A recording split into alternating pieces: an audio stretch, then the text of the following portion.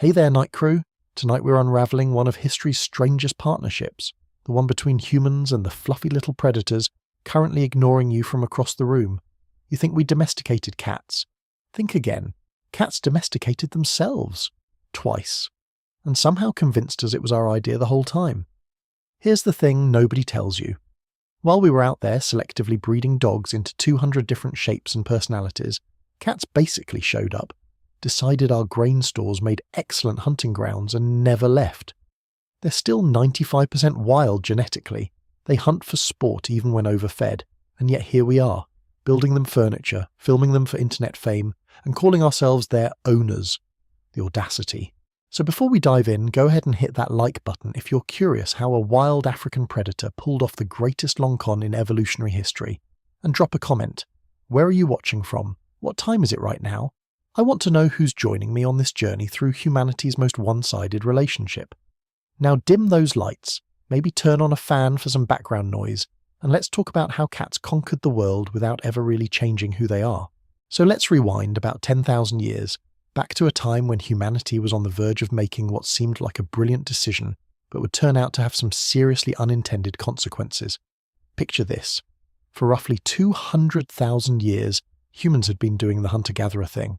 Wake up, track some game, forage for berries, maybe argue about which cave has the best view, then do it all again tomorrow. No fixed address, no mortgage, and absolutely no concept of property taxes. It was in many ways the ultimate minimalist lifestyle, though not exactly by choice. But around 10,000 years ago, something shifted. Someone, somewhere in the Fertile Crescent, looked at wild wheat growing in the hillsides and had what must have seemed like a revolutionary thought. What if we didn't have to chase our food around? What if we could convince our food to just stay in one place? It's the kind of idea that probably got laughed at initially. Imagine being the first person to suggest, quote one, your friends probably looked at you like you'd suggested building a vacation home on the moon. But someone tried it, and it worked. Sort of. The thing about agriculture is that it's not actually less work than hunting and gathering. It's more work, just different work.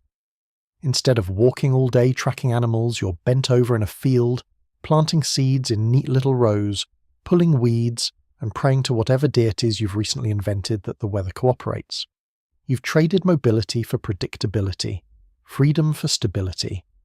Not exactly an upgrade in the short term, but humanity has always been willing to make questionable trade-offs if the promise seems appealing enough. The real game changer wasn't just growing food, it was storing it. See, when you're a hunter-gatherer, you eat what you catch or find, and that's pretty much it. There's no pantry, no refrigerator, no meal prep Sunday. But once you're harvesting grain, you've suddenly got surplus. Bushels of wheat, barley, whatever you've managed to coax out of the ground. And surplus means you need somewhere to put it. Enter humanity's next brilliant innovation, the granary. Essentially a large container or room where you could stockpile all your hard-won harvest, keeping it dry and accessible for those inevitable stretches when the fields weren't producing. Now here's where our story really begins, because humans weren't the only ones who noticed this new abundance. Imagine you're a mouse living in the Fertile Crescent around 8000 BCE. For your entire evolutionary history, finding food has been a scattered, unpredictable affair. A seed here, a dried berry there, maybe some insects if you're feeling adventurous. It's been fine, but nothing special. Then suddenly, inexplicably, these large bipedal creatures start piling massive quantities of grain in convenient centralized locations. They've essentially created an all-you-can-eat buffet and posted the address on every tree within a 5-mile radius. To a rodent, this must have looked like winning the lottery, inheriting a fortune, and discovering a portal to paradise all at once. Why spend energy foraging across acres of wilderness when there's a literal mountain of grain just sitting there? Sure, the big creatures seem somewhat territorial about it, but they're slow, they sleep deeply, and they haven't quite figured out door technology yet. For rats and mice, early agricultural settlements were less like a risk and more like an invitation written in grain dust and golden opportunity. And so they came, in numbers that would make modern pest control companies weep. Mice, rats, and all their cousins. Suddenly every granary, every storage pit, every basket of wheat had a thriving rodent community, treating it like luxury accommodation with complimentary meals. The farmers, understandably, were not thrilled about this arrangement. They'd spent months breaking their backs to grow this grain, and now it was being steadily consumed by freeloaders who contributed absolutely nothing to the agricultural process. Imagine checking your pantry and finding that 20% of your groceries have simply vanished overnight, and you'll start to understand the frustration. But it wasn't just about the lost food, though that was bad enough. Rodents are enthusiastic but unhygienic diners. They don't carefully remove one grain at a time and close the container behind them. No, they burrow, they scatter, they urinate, they leave droppings absolutely everywhere. One mouse in a basket of wheat doesn't just eat a portion of the wheat, it contaminates most of it. And this is long before anyone understood concepts like bacteria, or disease vectors, or maybe we shouldn't eat anything that's been swimming in mouse urine. People knew it was bad, they just didn't know exactly how bad. The thing about early agriculture is that it made humans vulnerable in ways they'd never been before. As hunter-gatherers, if one food source disappeared, you moved on to the next. If the berries were scarce this season, you relied more on tubers. If the hunting was poor in one valley, you travelled to another. It was flexible, adaptive. But once you've built permanent structures, cleared fields, and invested everything in this season's harvest, you're committed. You can't just abandon your wheat when things go badly and hope the neighbouring settlement is doing better. Your survival is now tied to those stores of grain, to those carefully constructed granaries, to your ability to protect what you've grown until the next harvest comes around. And the rodents knew it too, in their own instinctive way. They'd found paradise, and they weren't leaving. Each generation grew bolder, more numerous. The farmers tried everything they could think of with their limited technology. They built better storage containers, raised their granaries on stilts, set traps that were frankly primitive even by ancient standards. Nothing worked for long. Rats are clever, adaptable, and they breed with the enthusiasm of creatures who've just discovered unlimited resources. Where there's one rat, there will soon be 30. Where there's 30, there will soon be hundreds. The nighttime soundtrack of these early farming villages must have been something else entirely. The rustling of countless tiny feet, the constant scratching of teeth on wood and grain, the squeaking of rodent arguments over prime feeding spots. Farmers lying in their simple homes, listening to the destruction of months of work happening in real time just meters away, absolutely powerless to stop it. It's like trying to sleep while someone's robbing your house and eating your retirement fund, except the thieves are 8 inches long and can squeeze through gaps you didn't even know existed. And here's the thing that really made it worse. Agriculture required people to live in much denser communities than they ever had before. Hunter-gatherers moved in small bands, rarely staying in one place long enough for waste to accumulate or for diseases to really take hold. But farmers lived on top of each other, relatively speaking. Houses built close together for mutual protection and convenience. Grain stored in centralized locations. And where you have humans living in permanent settlements with large food stores, you're going to attract rats. Where you have rats living in close proximity to humans, you're going to see disease transmission on a scale that simply didn't exist before. Not that anyone understood disease transmission yet, of course. The germ theory of disease was still about 9,000 years away from being discovered. People knew that sickness happened. They just attributed it to everything from bad air to divine displeasure to the position of the stars. The idea that those cute little rodents in the granary were actually deadly disease vectors would have seemed absurd. Sure, the rats were annoying and they ate the grain, but dangerous. That seemed like a stretch, except they were dangerous. Incredibly so. Rats and mice can carry literally dozens of diseases transmissible to humans. Leptospirosis, hantavirus, salmonellosis, typhus, plague, and that's just scratching the surface. Their urine, their droppings, even their parasites could sicken or kill humans. And in these early agricultural settlements, with no understanding of hygiene beyond that smells bad, probably avoid it. People were in constant contact with contaminated grain. They'd thresh it, grind it, make it into bread, all while it was covered in rodent waste products. The miracle isn't that people got sick. The miracle is that anyone survived at all. But survive they did, because humans are remarkably stubborn creatures. We'd committed to this whole agriculture thing, rodent infestation or not. Villages grew into towns. Towns developed increasingly complex social structures. With stored surplus came specialization. Not everyone needed to farm, which meant you could have potters and toolmakers and eventually someone whose entire job was probably just yelling at rats. though that last profession was surely frustrating given that rats have never been particularly responsive to angry lectures. The irony of civilization is that it came packaged with problems that earlier humans never had to deal with. Hunter-gatherers didn't have to worry about grain storage or rat infestations. They didn't need to protect accumulated surplus or figure out how to keep pests out of buildings. But they also didn't have cities, writing, art, specialized crafts, or any of the other things that agriculture made possible. Progress, it turns out, is just trading one set of problems for another, hopefully slightly better set of problems. Though if you'd asked a farmer around 8000 BCE, exhausted from another night of listening to rats literally eating his future, he might have had some doubts about whether this whole civilization thing was really worth it. And the problem was only getting worse. See, agriculture doesn't just attract rodents, it creates better rodents. Natural selection was working overtime in these early farming communities. The rats and mice that were most successful at raiding granaries, the ones that were boldest around humans, the ones that bred most prolifically, those were the ones whose genes moved forward. You were essentially breeding super rats, optimized specifically for living alongside humans and exploiting agricultural surplus. Congratulations, humanity, you've created your own worst enemy. Not exactly the legacy our ancestors were hoping for. The villagers tried everything their limited technology allowed. They set out primitive traps, basically just heavy objects balanced precariously, waiting to fall on an unlucky rodent. Success rate? Minimal. Rats aren't stupid, and after watching a few of their cousins get crushed, they learned to avoid anything that looked suspicious. They tried poison, but poison in 8000 BCE was pretty much just plants we think might be toxic, and the success to accidental human poisoning ratio was not reassuring. Plus, poisoned rats have this unfortunate tendency to die inside walls or under floors, where they create a whole new problem that makes the living rats seem almost pleasant by comparison.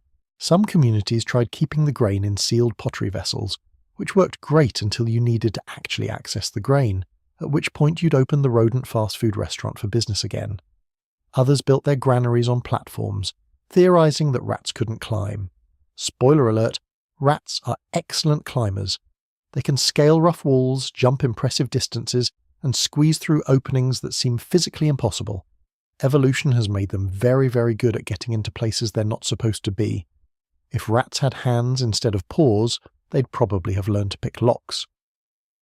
The truly desperate tried religious solutions. Perhaps if we made offerings to the gods, they'd spare our grain. Perhaps if we performed the right rituals, the rats would simply leave. One can imagine the ceremonies, solemn processions, burning incense, prayers for rodent-free storage, and then the next morning walking into the granary to find it absolutely teeming with mice, cheerfully ignoring all evidence of divine intervention.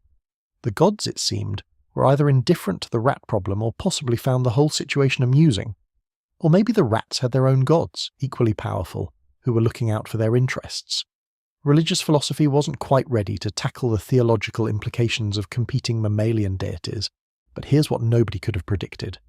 This problem, this seemingly insurmountable plague of grain-eating, disease-carrying, completely shameless rodents, was about to solve itself. Not through human ingenuity, not through divine intervention, not through any of the desperate measures farmers had been attempting. The solution was going to walk in on four paws, completely uninvited, driven by nothing more than its own self-interest. The farmers were about to get help from the last creature they would have thought to ask, but that helper wasn't coming out of charity or domestication or any kind of agreement. It was coming because these early farming settlements had accidentally created the perfect hunting grounds for a particular kind of predator, a predator that was solitary, efficient, and absolutely specialized in killing exactly the kind of animals that were currently destroying humanity's grain stores. A predator that had been watching from the wilderness, noticing the sudden concentration of prey, calculating whether the risk of approaching human settlements was worth the reward of easy hunting. See, while humans were busy inventing agriculture and accidentally creating paradise for rodents, they were also unknowingly laying out a welcome mat for something else entirely. They'd created an ecological niche, a perfect opportunity for any animal smart enough to exploit it. Dense populations of prey animals, centralized in predictable locations with limited escape routes and competition. For a skilled hunter, this setup was almost too good to be true. It was every predator's dream scenario, a hunting ground where the prey came to you, stayed in concentrated groups, and couldn't effectively flee to open territory. And that brings us to an important point about what was about to happen. Because the story you've probably heard about cat domestication goes something like this. Humans saw cats, thought they were useful for killing rodents, captured them, bred them, and gradually turned them into pets. It's a nice, simple narrative that puts humans firmly in control of the process. We domesticated cats, just like we domesticated dogs and cows and chickens. We decided what traits we wanted, we selectively bred for those traits, and we created the house cat. Except that's not remotely what happened. Not even close. The real story of cat domestication is far stranger, and honestly, far more interesting. Because cats weren't domesticated in any traditional sense. They weren't captured and bred and gradually transformed over generations of human selection. That's not the feline style at all. Instead, what happened was something closer to self-domestication, a process where the cats essentially decided that living near humans was beneficial, and they made that choice themselves. No force required, no deliberate human selection, just cats making rational decisions about where the best hunting was, and whether the risk of human proximity was worth the reward. This is fundamentally different from how we domesticated other animals. Take dogs, for instance. Dogs were selectively bred from wolves over thousands of years, specifically chosen for traits like loyalty, obedience, and helpfulness. We actively shaped their evolution, keeping the individuals that best served our purposes and preventing the others from breeding. We turned wolves into dozens of distinct breeds, each optimized for specific tasks: herding, hunting, guarding, companionship. We fundamentally changed their behavior, their appearance, even their brain structure. Dogs are, genetically and behaviorally, very different from their wild ancestors. Cats, though, cats are barely different from their wild ancestors at all. A modern house cat is still about 95% genetically identical to the wild African cats that first wandered into human settlements 10,000 years ago. Their behavior is still largely wild. Their hunting instinct is unchanged. Their social structure hasn't been dramatically altered. Put a house cat in the wilderness, and it knows exactly what to do: hunt, avoid predators, survive. Put a Pomeranian in the wilderness, and you've essentially sentenced it to a very confused death. That's the difference between actual domestication and what happened with cats. So what we're about to discuss isn't really a domestication story in the traditional sense. It's more of a tolerance story, a proximity story, a tale of two species that found it mutually beneficial to exist in the same space, without either side making dramatic changes to accommodate the other. The farmers didn't set out to domesticate cats. The cats didn't set out to become domesticated. What happened was more like two separate parties showing up at the same location for completely different reasons, and then gradually realizing that the arrangement worked out pretty well for both of them. But we're getting ahead of ourselves. Right now, we're still in those early farming settlements, watching the sun set over fields of wheat and barley, listening to the first sounds of rodents emerging for their nightly feast. The farmers are exhausted, frustrated, and running out of solutions. The granaries are under siege. The crops that represent months of backbreaking labour are being steadily consumed by creatures that seem impossible to stop. Civilization is advancing, sure, but it's advancing with a significant rodent problem that nobody knows how to solve. And somewhere out in the wilderness, just beyond the edge of the fields, just past where the firelight reaches, there are eyes watching. Yellow-green eyes set in a small, tawny face, belonging to a creature that has noticed the unusual concentration of prey animals around these strange human structures. A creature that is curious, cautious, and very, very hungry. A creature that is about to make a decision that will change the course of both human and feline history, though neither species knows it yet. The stage is set. The humans have unwittingly created the problem and the solution simultaneously. They've gathered the prey and constructed the hunting grounds. All they need now is the hunter, and the hunter, as it happens, is already on the way, not because anyone asked, not because anyone planned it, but because that's how evolution works sometimes. You create the right conditions, and the right species shows up to exploit them. Humanity was about to get help with their rodent problem, though it would come at a price that farmers couldn't have anticipated and wouldn't have negotiated if they'd known the terms. But that's the thing about cats. Something that would become abundantly clear over the next 10,000 years. They don't negotiate, they don't compromise, They don't meet you halfway or adjust their behavior to suit your preferences. They show up on their own terms, they stay as long as it benefits them, and they leave the moment it doesn't. They're not employees, they're independent contractors with attitude, and they were about to rewrite the contract between humans and animals in a way that no other species ever had.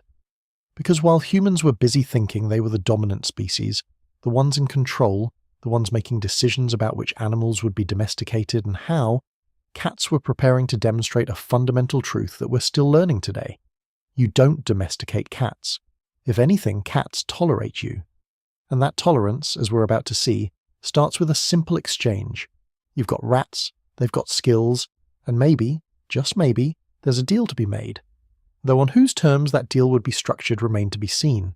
So here we are, 10,000 years ago, at the very beginning of one of history's strangest partnerships. The farmers are desperate, the rats are thriving, and somewhere in the desert scrubland, a wild African cat is looking toward the firelit settlements and thinking that maybe, possibly, it might be worth investigating what all the fuss is about. Not because it likes humans. Cats have no particular fondness for humans at this stage. Not because it wants to help with the rodent problem. Cats have no concept of helping humans now or ever. But because where there are grain stores, there are rodents. And where there are rodents, there's dinner. The agricultural revolution was supposed to be about humans taking control of food production, about civilization and progress and advancement. And it was all those things. But it was also, accidentally, the beginning of a relationship that would eventually lead to 300 million house cats worldwide, billions of dollars in pet food sales annually, and an internet absolutely dominated by feline videos. Though the farmers of 8000 BCE, lying awake listening to rats destroy their grain stores, probably wouldn't believe you if you told them that their rodent problem was about to lead to cats becoming one of the most successful species on the planet. All they knew was that they had grain, they had rats, and they had no solution. They were tired, they were frustrated, and they were running out of options. The night was full of the sounds of tiny teeth on grain, of squeaking and scratching, and the constant reminder that their hard work was being systematically destroyed by creatures they couldn't effectively fight. Tomorrow they'd try again, set more traps, build better storage, pray to gods who seemed distinctly uninterested in agricultural pest control. And tomorrow would be the same as today, the same as yesterday, the same as it had been since they'd first made the decision to settle down and grow crops. But change was coming. Help was on the way. Though whether that help would turn out to be salvation, or simply a different kind of problem, well, that remained to be seen. Because cats, as humanity was about to discover, come with their own terms and conditions, and those terms, written in the language of mutual benefit and casual indifference, were about to become the foundation for one of the most unusual interspecies relationships in the history of life on Earth. The farmers just didn't know it yet. They would soon. The creature that would eventually change everything was, at first glance, entirely unremarkable. Felis libica, the African wildcat, wasn't large or particularly impressive by predator standards. About the size of a modern house cat, which makes sense given that it basically is the ancestor of modern house cats, it weighed maybe 8 to 12 pounds when well fed. Its coat was sandy brown or grey, perfectly camouflaged for desert and scrubland environments. Its ears were slightly larger than you'd expect, useful for detecting the faint sounds of small prey moving through grass or sand. And its eyes, those distinctive yellow-green eyes, were adapted for excellent night vision, because this was fundamentally a nocturnal hunter. By the standards of the African wilderness, Felis libica was nobody special. It wasn't a lion commanding respect and terror in equal measure. It wasn't a leopard capable of dragging prey twice its weight into trees. It wasn't even particularly social. These cats were solitary creatures coming together only to mate, and otherwise preferring their own company to that of their fellow felines. In the grand hierarchy of African predators, the wildcat was so far down the list that it barely registered. Small, solitary, quiet, and entirely focused on hunting things even smaller than itself. Not exactly the resume of a species destined to conquer the world. But what Felis libica lacked in size and social status, it made up for in specialization. This was a cat that had spent millions of years evolving to do exactly one thing exceptionally well: hunt small rodents and birds. Everything about its body was optimized for this purpose. Sharp, retractable claws for grabbing and holding squirming prey, flexible spine allowing it to twist and turn mid-pounce. Lightning-fast reflexes, a wildcat can strike at a target in roughly 1/5 of a second, faster than most prey animals can even process that they're in danger. And perhaps most importantly, patience. Wildcats are ambush predators, capable of sitting absolutely motionless for extended periods, waiting for exactly the right moment to strike. Their hunting strategy was elegantly simple. Find an area with signs of rodent activity, tracks, droppings, worn paths through vegetation. Position yourself downwind so your scent doesn't alert the prey, then wait, and wait, and wait some more, as still as a statue, barely breathing, eyes locked on the spot where you expect your dinner to appear. Then, when some unfortunate mouse or rat finally emerges, you explode into motion, a single precise pounce, claws extended, jaws ready. The whole attack takes seconds. If you're successful, you've got your meal. If not, well, there's always another mouse, another opportunity, another night of hunting. This lifestyle made wildcats exceptionally self-sufficient. They didn't need a pack to bring down large prey. They didn't need to cooperate or communicate or form complex social bonds. They were perfectly content living alone in their territories, hunting alone, eating alone, and interacting with other cats only when absolutely necessary for reproduction. From an evolutionary perspective, this was a perfectly functional strategy. It had worked for millions of years, producing a predator that was successful enough to spread across Africa and into parts of the Middle East and Asia. Not dominant, but successful. Not famous, but surviving. And then humans invented agriculture, and suddenly the game changed entirely. From the wildcat's perspective, these early farming settlements must have looked absolutely bizarre. Here were these large, mostly hairless primates who had stopped moving around, and instead stayed in one location, doing incomprehensible things to the ground and plants. The wildcats, watching from a safe distance, probably had no framework for understanding what was happening. Agriculture doesn't look like any natural behavior they'd ever encountered. These strange bipedal creatures were clearly expending enormous energy on activities that didn't seem to produce immediate food. It must have appeared completely irrational.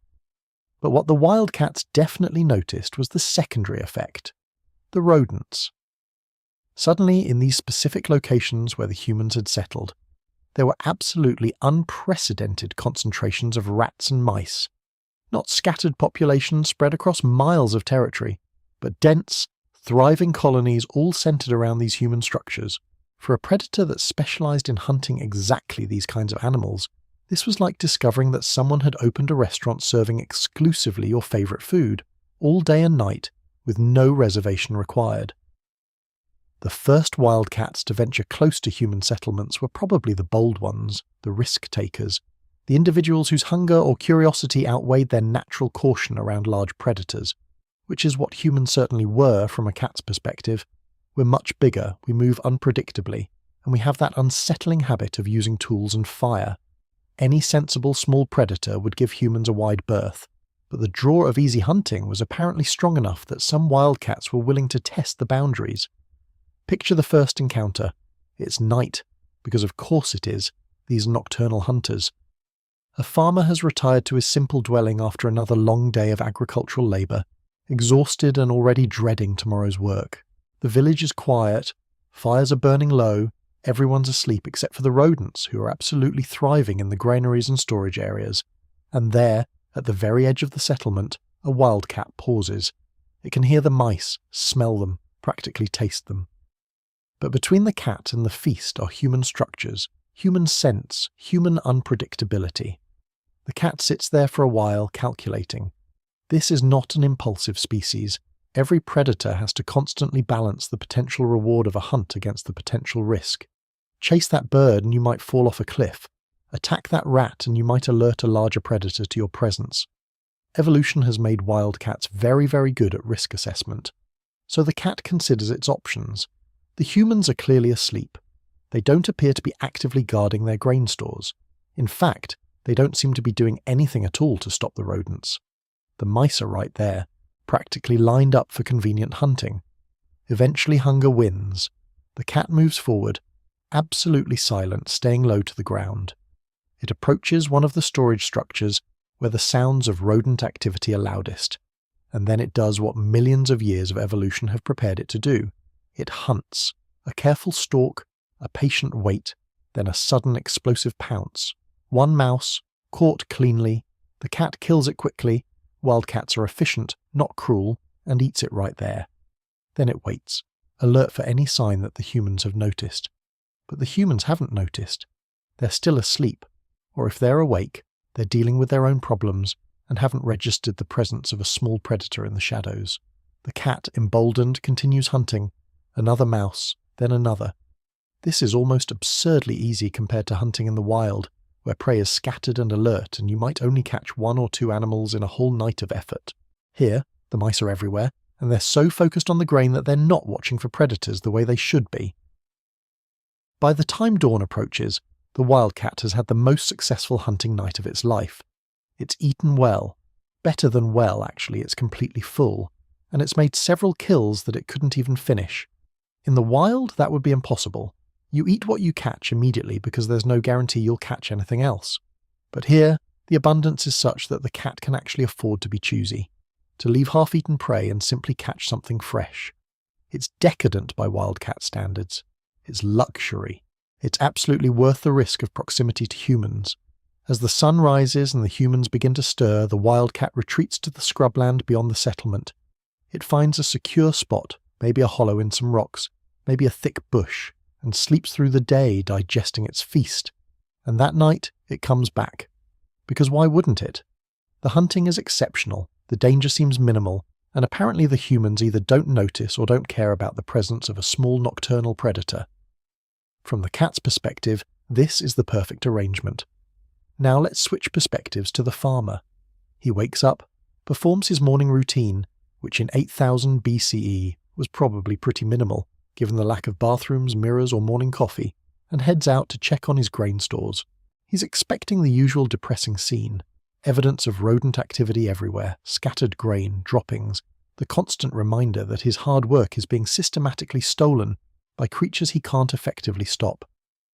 But today, something's different. There are dead mice, several of them scattered around the storage area.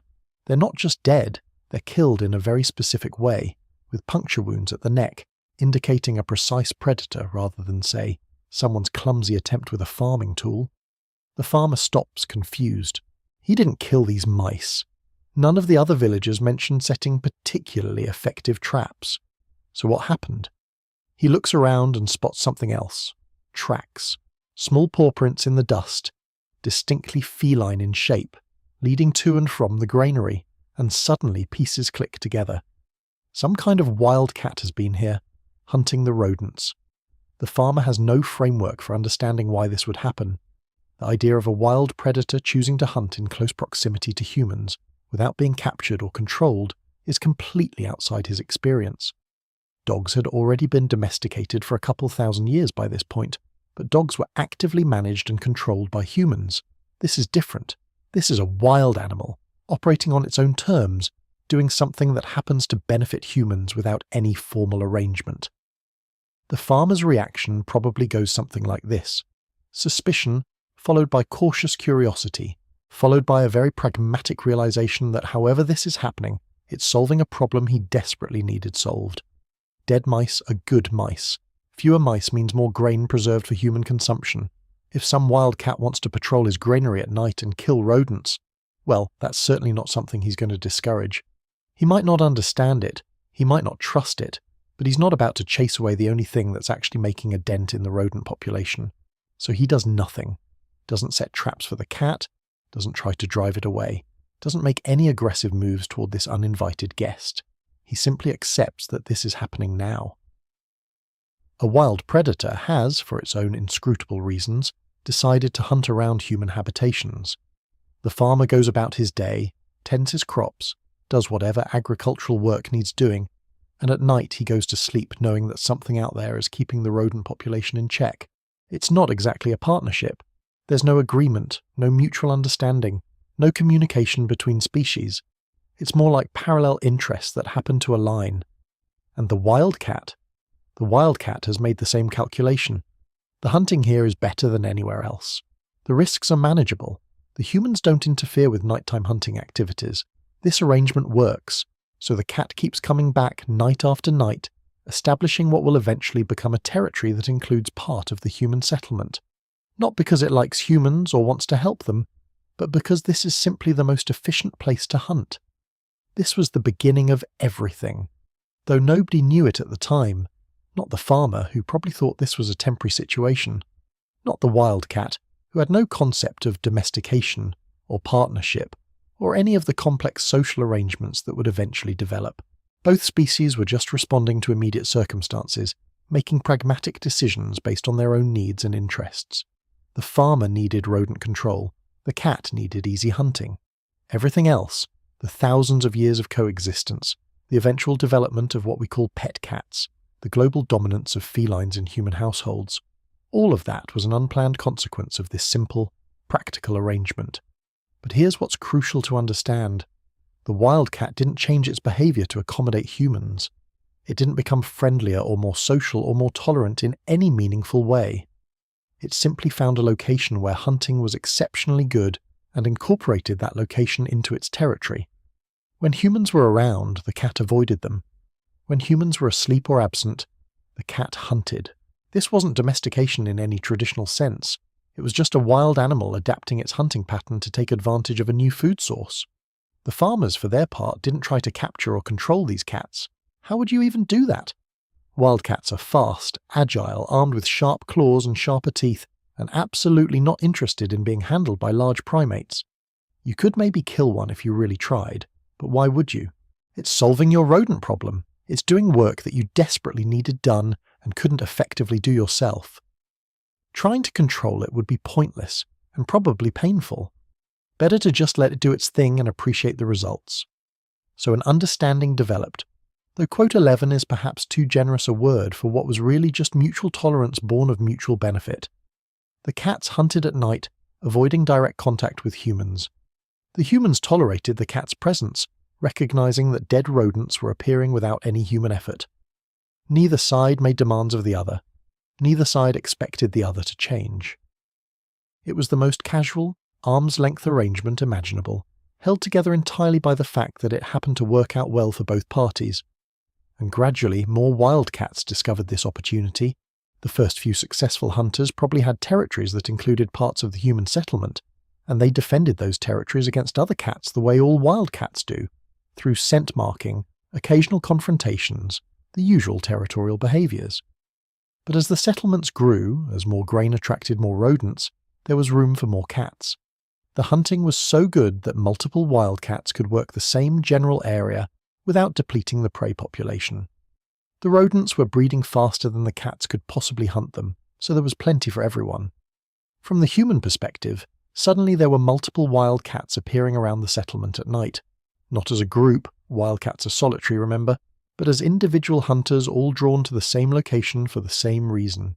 The farmers probably couldn't tell one cat from another in the darkness, so it might have seemed like the same cat appearing in multiple places, or like the cats were somehow coordinating, or any number of explanations that would turn out to be completely wrong.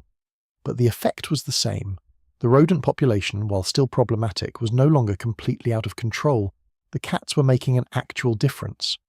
Now, here's where we need to address some common misconceptions about what was happening. This wasn't some Disney-style scenario where wild cats and humans looked at each other and instantly became friends. There was no trust, no affection, no sense of teamwork. The wildcats viewed humans as dangerous large animals to be avoided whenever possible. The humans viewed wildcats as, well, they probably weren't quite sure what to make of them. Helpful, certainly. Dangerous, possibly. Mysterious, definitely. But not friends.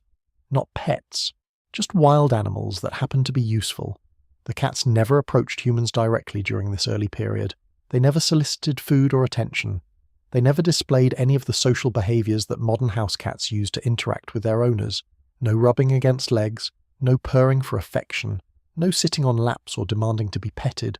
Why would they? They were getting everything they needed from hunting. They were completely self-sufficient. Humans were irrelevant to their lives except as large obstacles to avoid, and as indirect providers of hunting grounds through their agricultural activities. And this arrangement worked for years. Probably generations. The same farming settlements that had struggled with overwhelming rodent infestations were now seeing those problems reduced to manageable levels. Not eliminated, that would be impossible, given the constant fresh supply of grain attracting new rodents, but reduced. The difference between every single grain store is completely compromised, and we're losing some grain but most of it is safe, was the difference between survival and starvation. The wildcats, unintentionally and unknowingly, were helping to sustain human civilization. But the wildcats themselves weren't changing. They were still thoroughly wild animals, still operating on pure instinct and self-interest, still avoiding human contact whenever possible. If you'd tried to approach one of these early wildcats, it would have fled immediately or, if cornered, defended itself with all the ferocity that any wild predator can muster. These were not animals that had been tamed in any sense. They'd simply found a good hunting ground that happened to be near humans and made the calculated decision that the rewards outweighed the risks. What's fascinating is how different this is from almost every other domestication story. When humans domesticated dogs, we actively selected wolves that were more social, more obedient, more willing to cooperate with humans. We deliberately bred for those traits over many generations, gradually creating animals that were fundamentally different from their wild ancestors. Same with cattle, sheep, pigs, chickens. In every case, we took wild animals and systematically changed them through selective breeding to make them more suitable for our purposes. But with cats, we didn't do any of that. We didn't capture wild cats and selectively breed them. We didn't train them or try to modify their behavior. We didn't even make the decision to domesticate them in any conscious sense. The entire process started because some wildcats decided that hunting near humans was advantageous, and some humans decided that having wildcats around was beneficial. That's it. No deliberate human intervention, no selective breeding program, no systematic attempt to create a domestic animal, just mutual tolerance and parallel interests. And this is why, thousands of years later, house cats are still so remarkably similar to their wild ancestors. We never actually domesticated them in the traditional sense. They domesticated themselves, or more accurately, they made a series of practical decisions about where to hunt that eventually led to them living alongside humans. But they never stopped being wild at their core. That independence, that self-sufficiency, that complete lack of interest in following human commands, those are all traits inherited directly from Felis libica, unchanged after 10,000 years of living with humans. The wildcats that first approached human settlements weren't looking for companionship. They weren't seeking partnership or trying to become part of human society. They were simply following prey, making pragmatic hunting decisions, operating entirely on their own terms.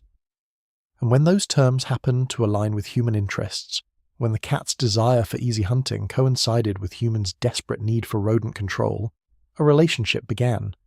Not a friendship, not a partnership, but a relationship nonetheless. This is the foundation that everything else is built on. Every house cat currently sleeping on a sunny windowsill, every viral cat video, every pet store aisle full of cat toys and treats, it all traces back to these moments, 10,000 years ago, when some hungry wildcats looked at early farming settlements and thought, quote 16, they weren't offering their services. They weren't asking for employment. They were just hunting. But that hunting, as it turned out, was exactly what humanity needed. The farmers couldn't have known that they were witnessing the beginning of one of history's most unusual interspecies relationships. To them, this was just a temporary solution to an immediate problem. Some wild cats were killing mice around the settlement. Fine, good, useful even. But surely this was just a passing thing, right?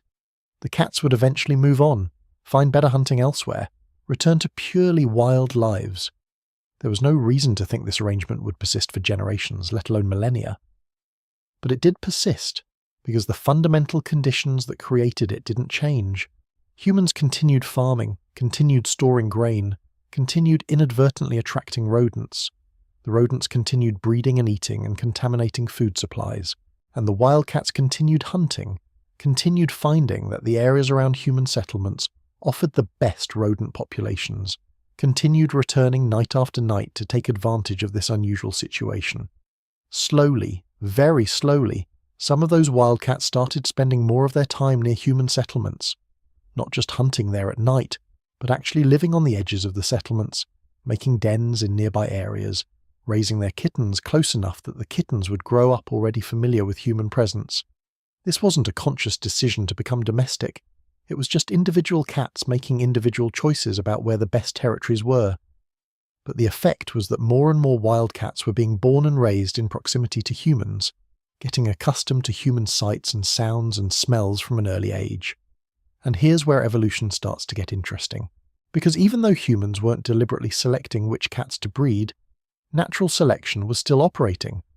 The wild cats that were most tolerant of human presence, not friendly, just tolerant, were the ones that could spend the most time hunting in the best locations around human settlements.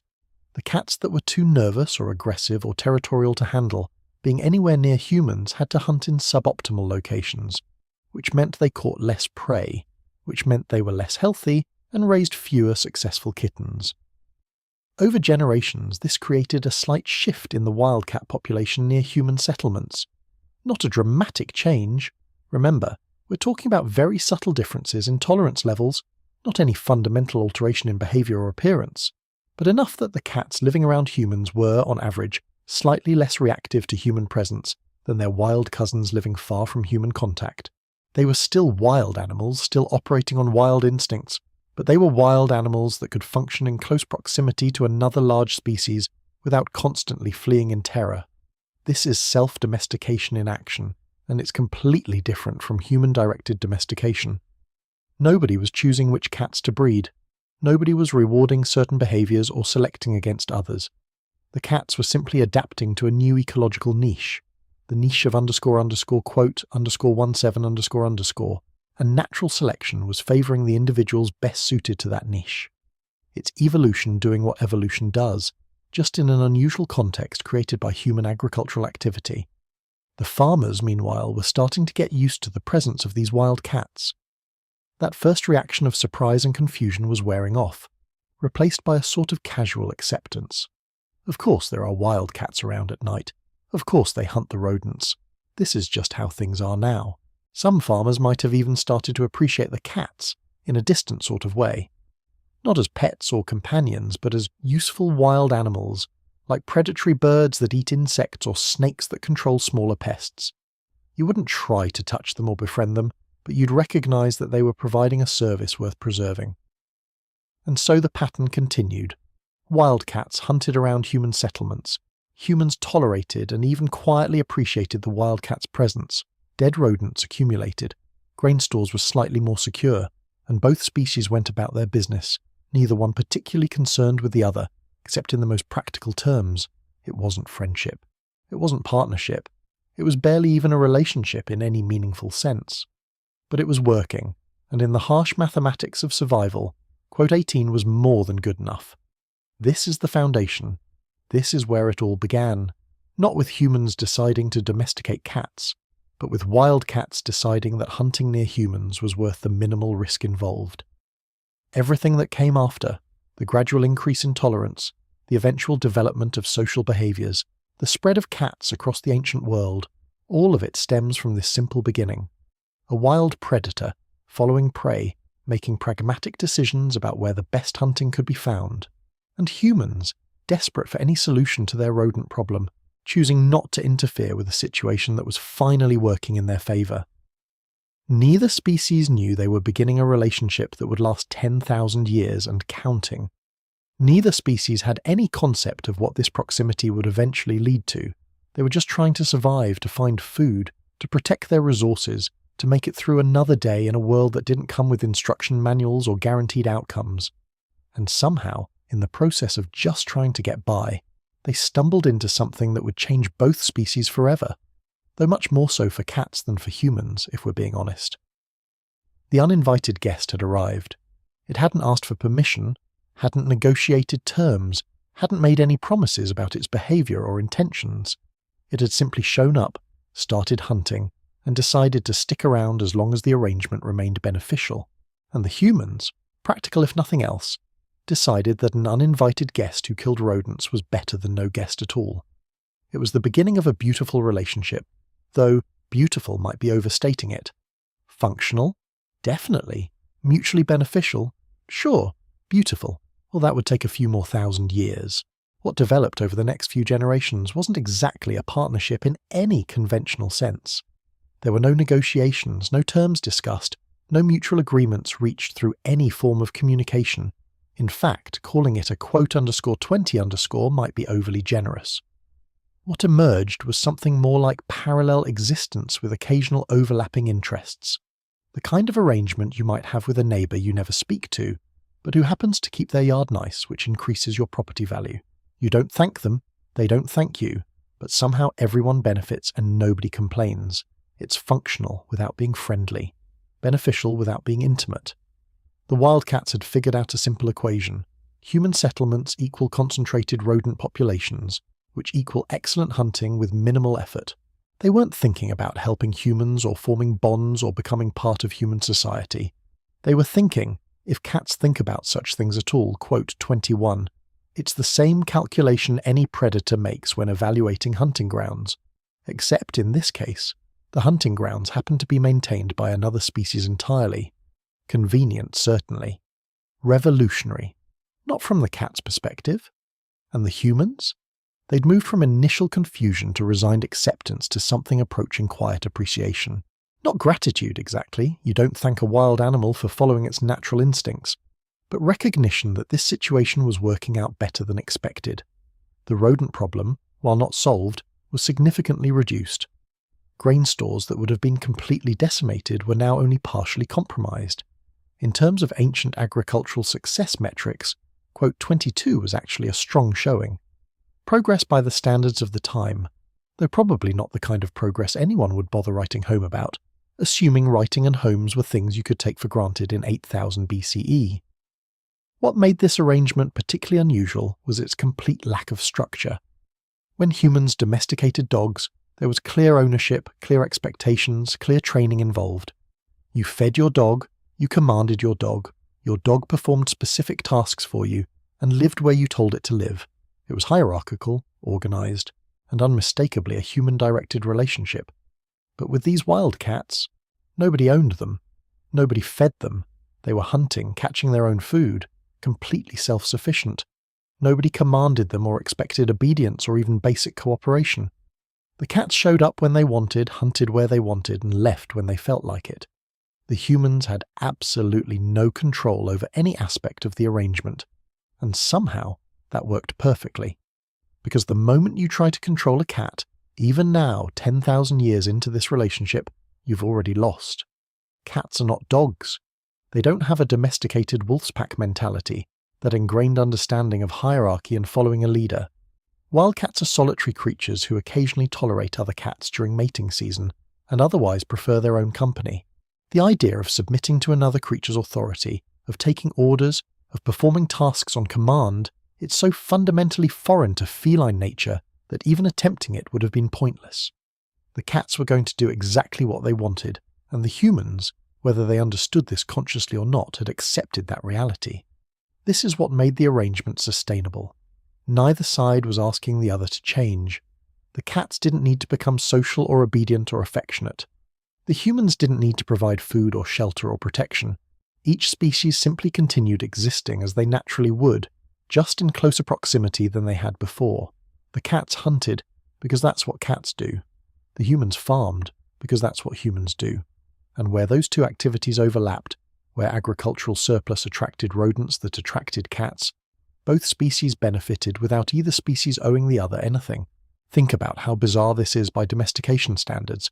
Every other domestic animal was transformed through the relationship with humans. Dogs became loyal and obedient. Cattle became docile and manageable. Chickens became less flighty and more productive. Pigs, sheep, goats, all were fundamentally altered through generations of human selection and breeding, changed from their wild ancestors into creatures that served human purposes. But cats remained essentially unchanged. A wildcat from 8000 BCE, if you could somehow transport it to the present, would be behaviourally almost identical to a modern feral cat. Same instincts, same independence, same absolute refusal to be told what to do. This is because humans never actually domesticated cats in the traditional sense. We didn't capture them and selectively breed them for desired traits. We didn't systematically eliminate the individuals who were too wild or too aggressive or insufficiently useful. We just let them hang around, and over time, the cats that happened to be slightly more tolerant of human presence did slightly better in these environments than the cats that weren't. It's the gentlest possible form of selection pressure, so mild that it barely registered as evolution at all.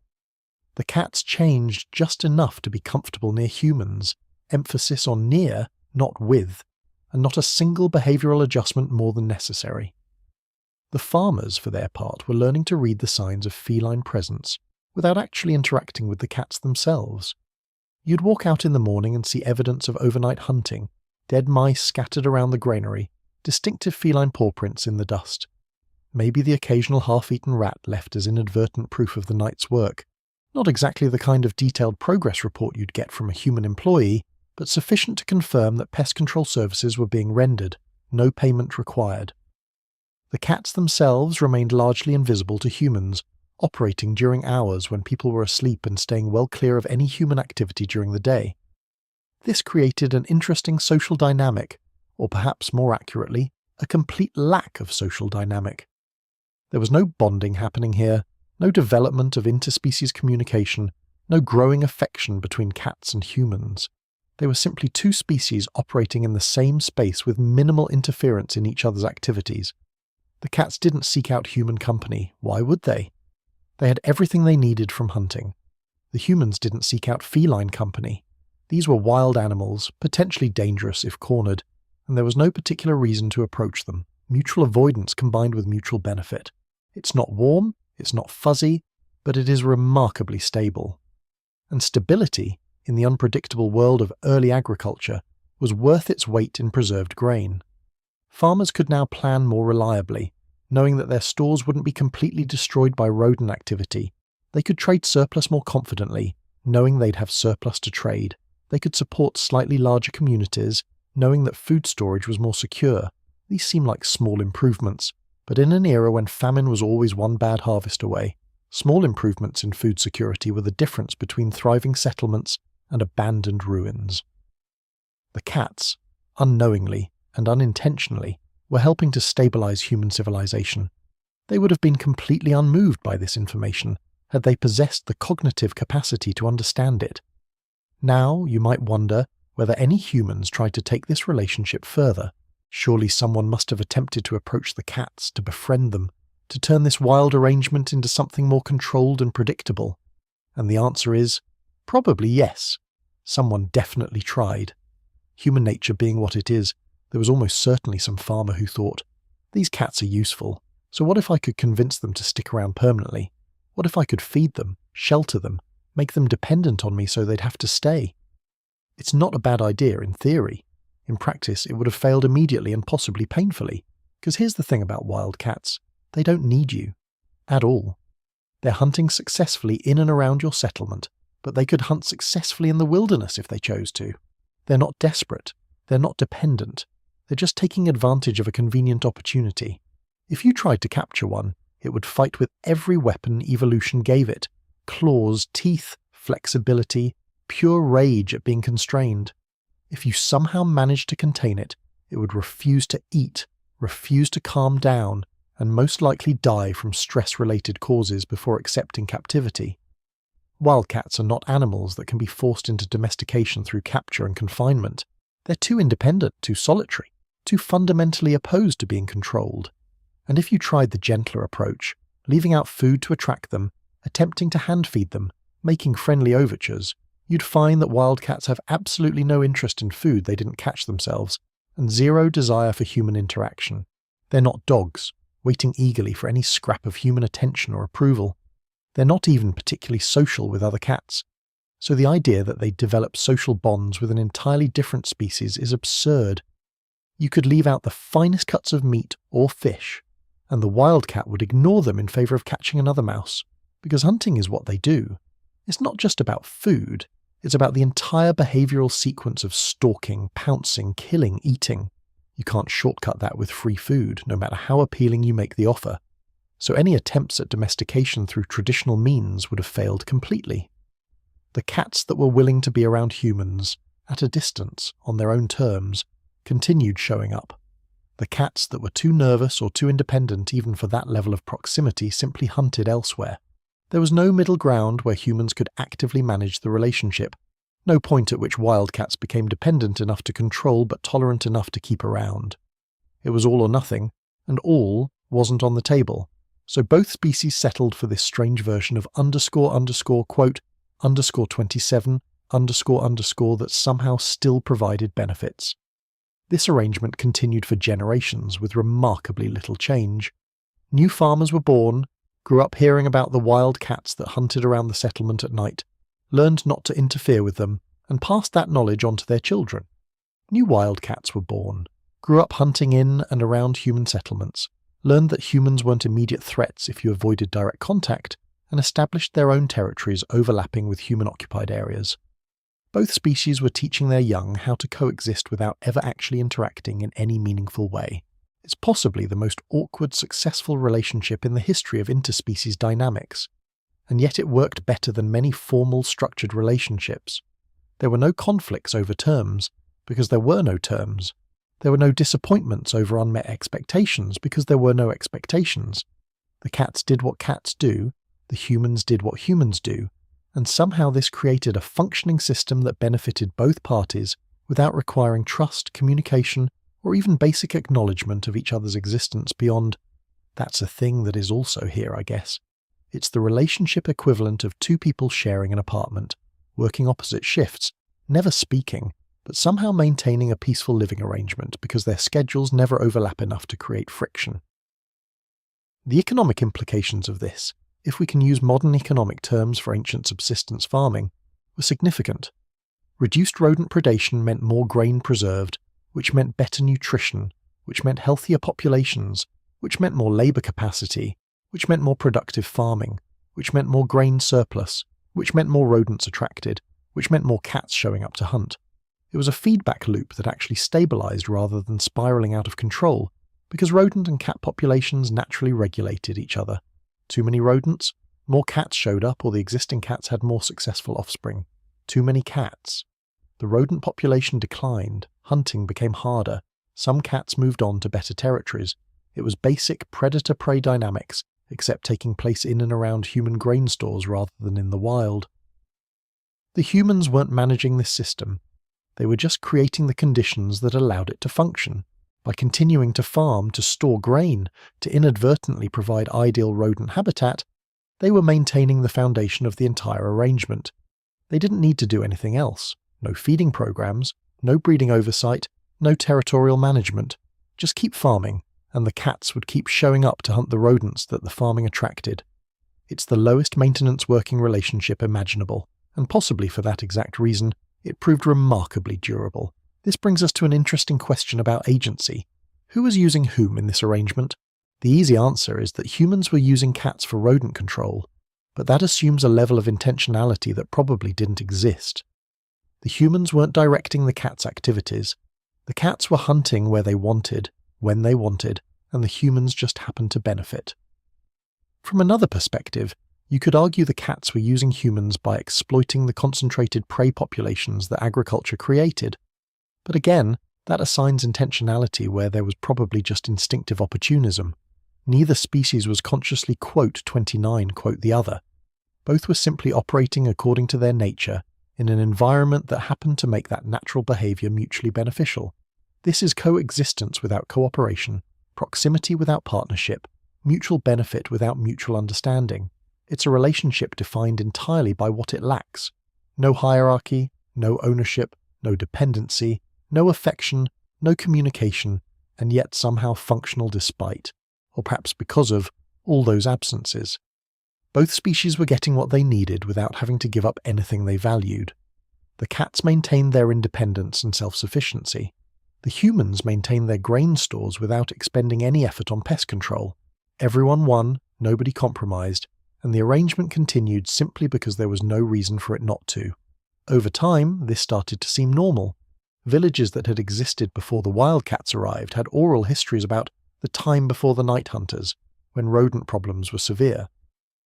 But younger generations grew up in a world where wildcats around the settlement was just how things were, as natural and unremarkable as birds in the sky or fish in the rivers. The cats became part of the background of agricultural life, noticed only when absent, taken for granted when present. Nobody thought about the strangeness of wild predators operating in close proximity to humans. Nobody marveled at the coincidence that these particular predators happened to hunt the exact pests that plagued human food storage. It was just the way things worked, and questioning it would have seemed as pointless as questioning why rain falls or crops grow. And here's where we need to appreciate something profound. This arrangement persisted not because it was enforced or managed or carefully maintained, but because it was allowed to simply exist. There were no contracts, written or otherwise, no legal frameworks defining the relationship between humans and wildcats, no social institutions built around cat management, no religious rituals invoking feline spirits for better pest control. The cats weren't property, weren't livestock, weren't even really considered animals belonging to the settlement in any sense. They were just there, doing their thing, and humans had collectively decided that interfering would be counterproductive. This is extraordinary when you think about it. Human history is largely a story of trying to control and manage and organize everything within reach. We domesticated animals, we cultivated plants, we built irrigation systems, we developed increasingly complex social structures to manage resources and labor. We are a species that likes having things under control, but with wildcats, we somehow developed the wisdom, or perhaps just the pragmatic recognition, that control was unnecessary and probably impossible. The arrangement worked better without human interference, so we didn't interfere. That's almost Zen in its simplicity, though let's be honest, it probably wasn't a conscious philosophical choice. It was more likely a series of practical failures and eventual acceptance. Some farmers tried to control the cats, failed, and gave up.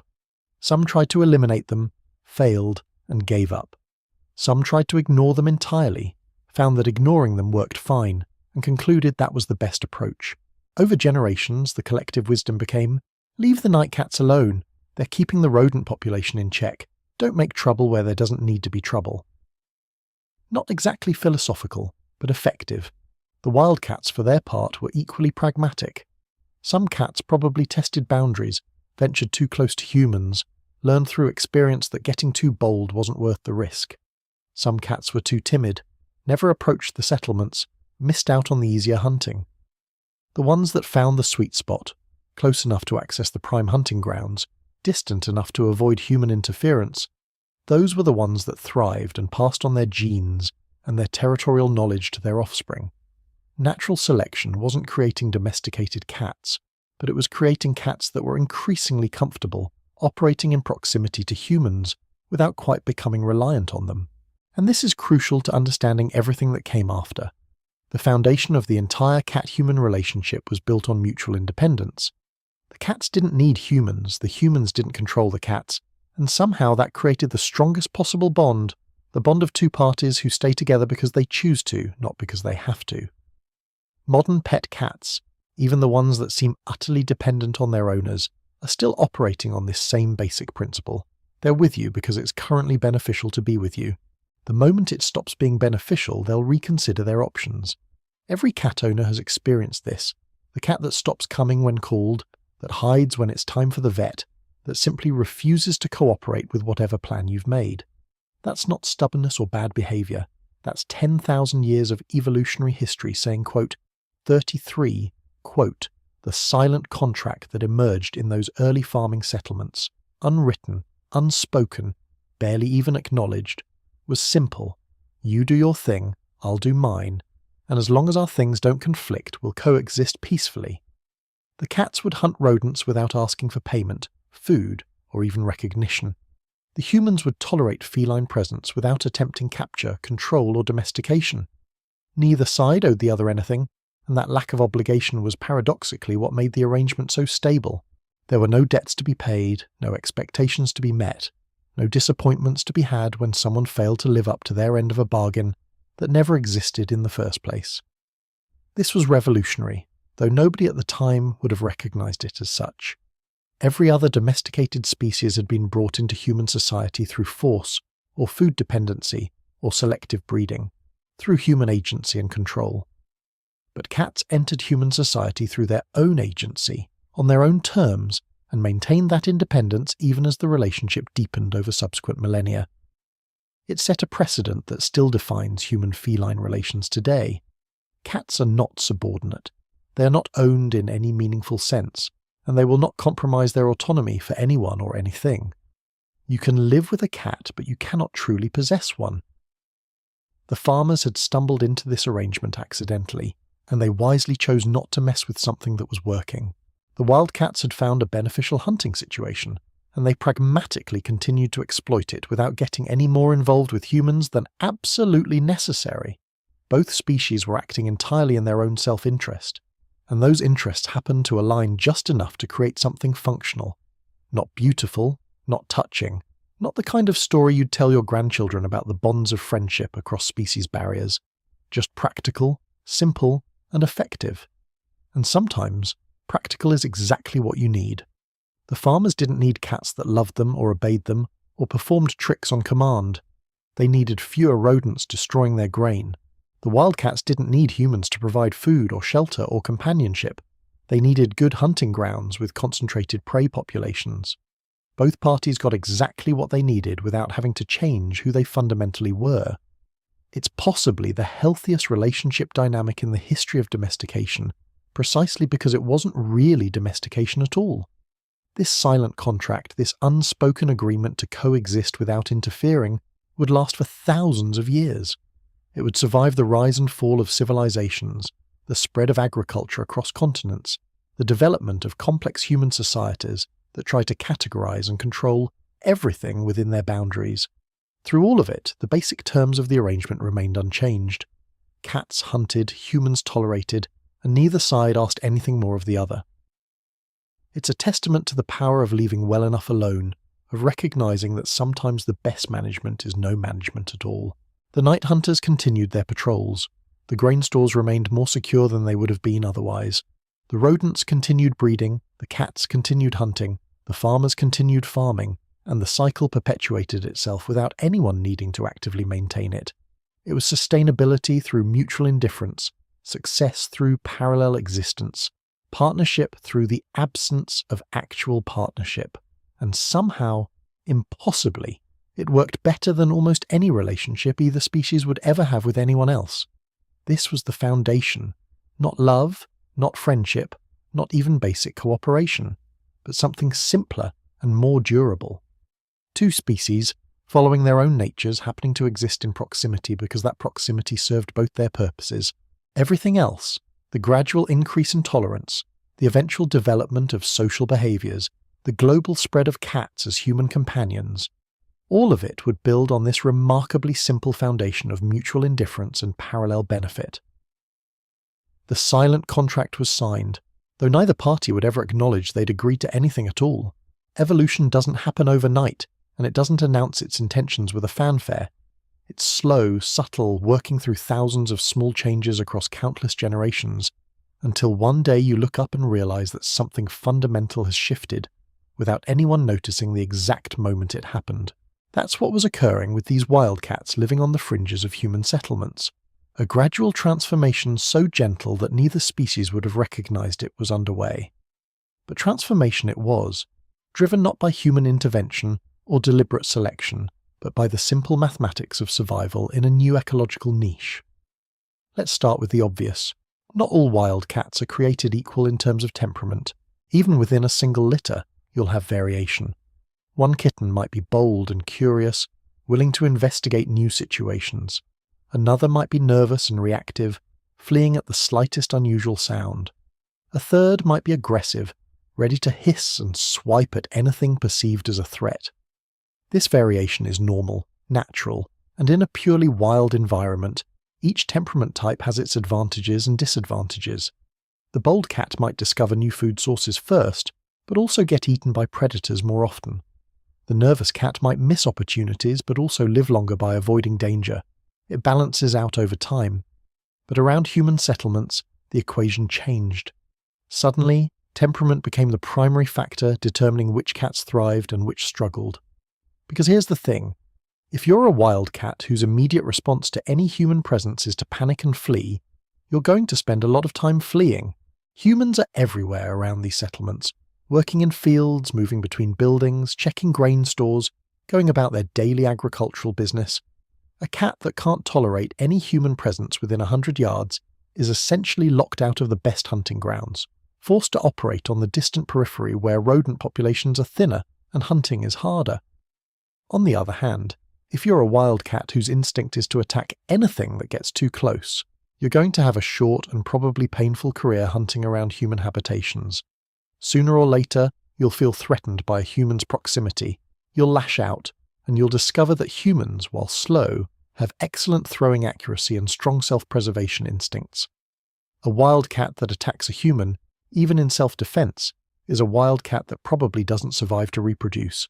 Farmers in 8000 BCE might have been tolerant of helpful predators, but they had limits, and actively dangerous to humans was well beyond those limits.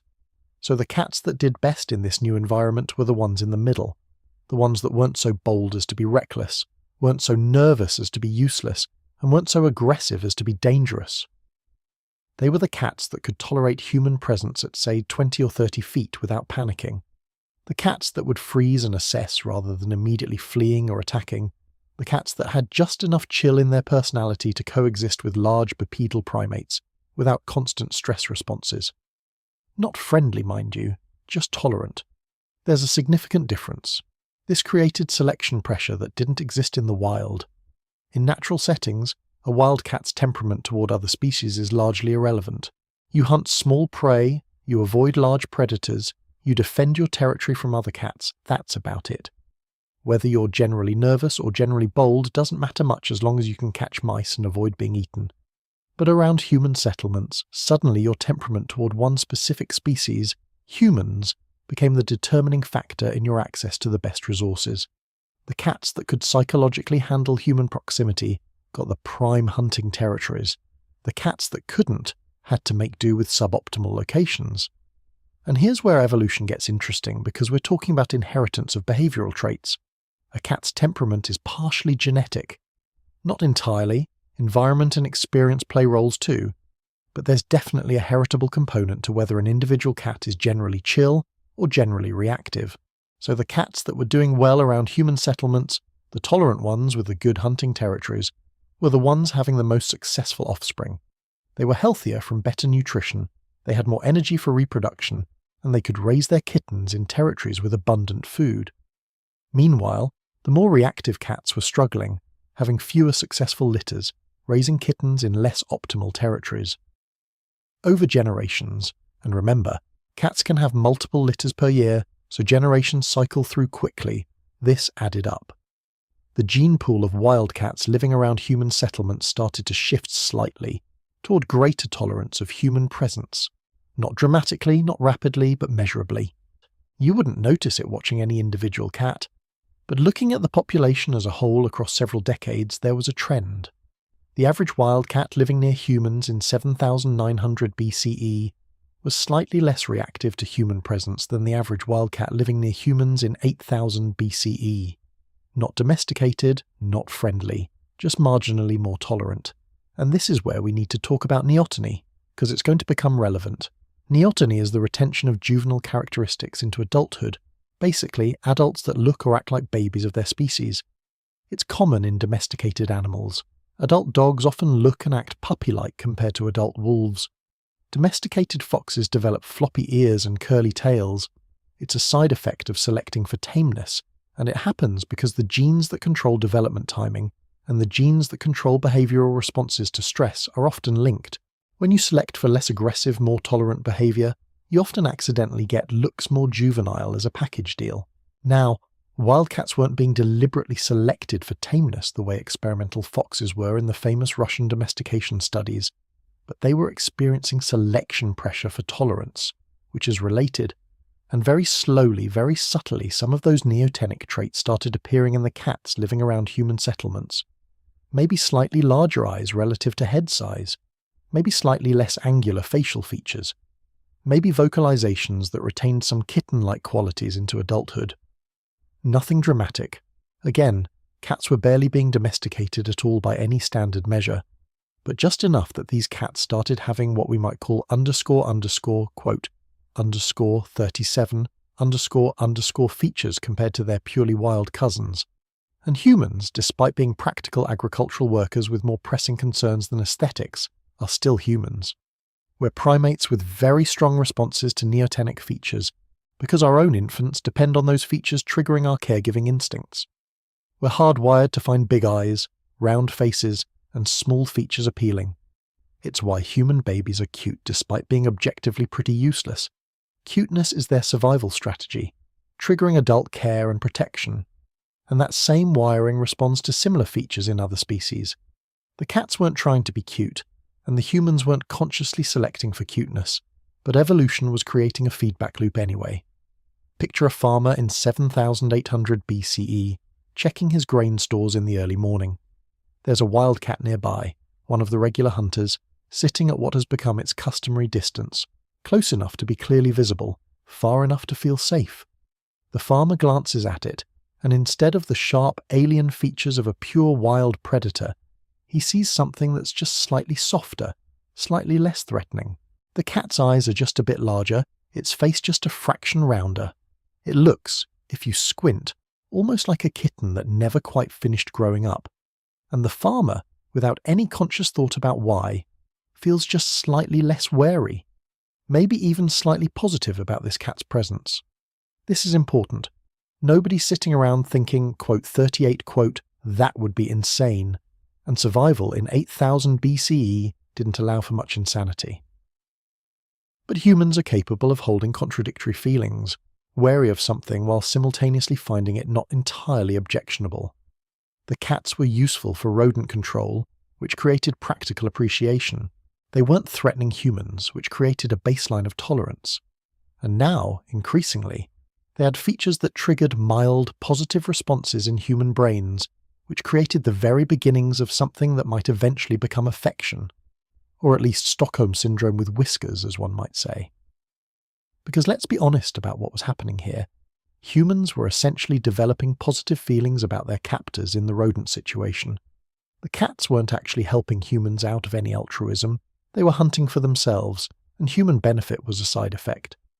But from the human perspective, these creatures were solving a major problem, and the human brain really wants to assign positive attributes to things that help us.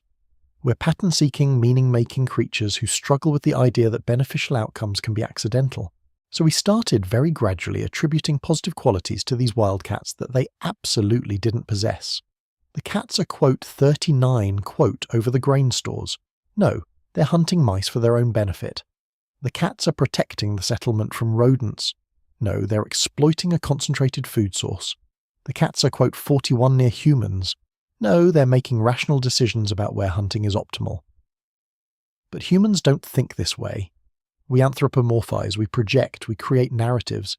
And the narrative that was slowly developing was that these cats were somehow, in some unspoken way, helping us. That they were, if not friends exactly, at least allies in the eternal struggle against grain-eating vermin. The cats naturally had absolutely no idea this was happening and wouldn't have cared if they did. They were still operating on pure feline logic. Hunt where hunting is good, avoid danger, eat, sleep, reproduce.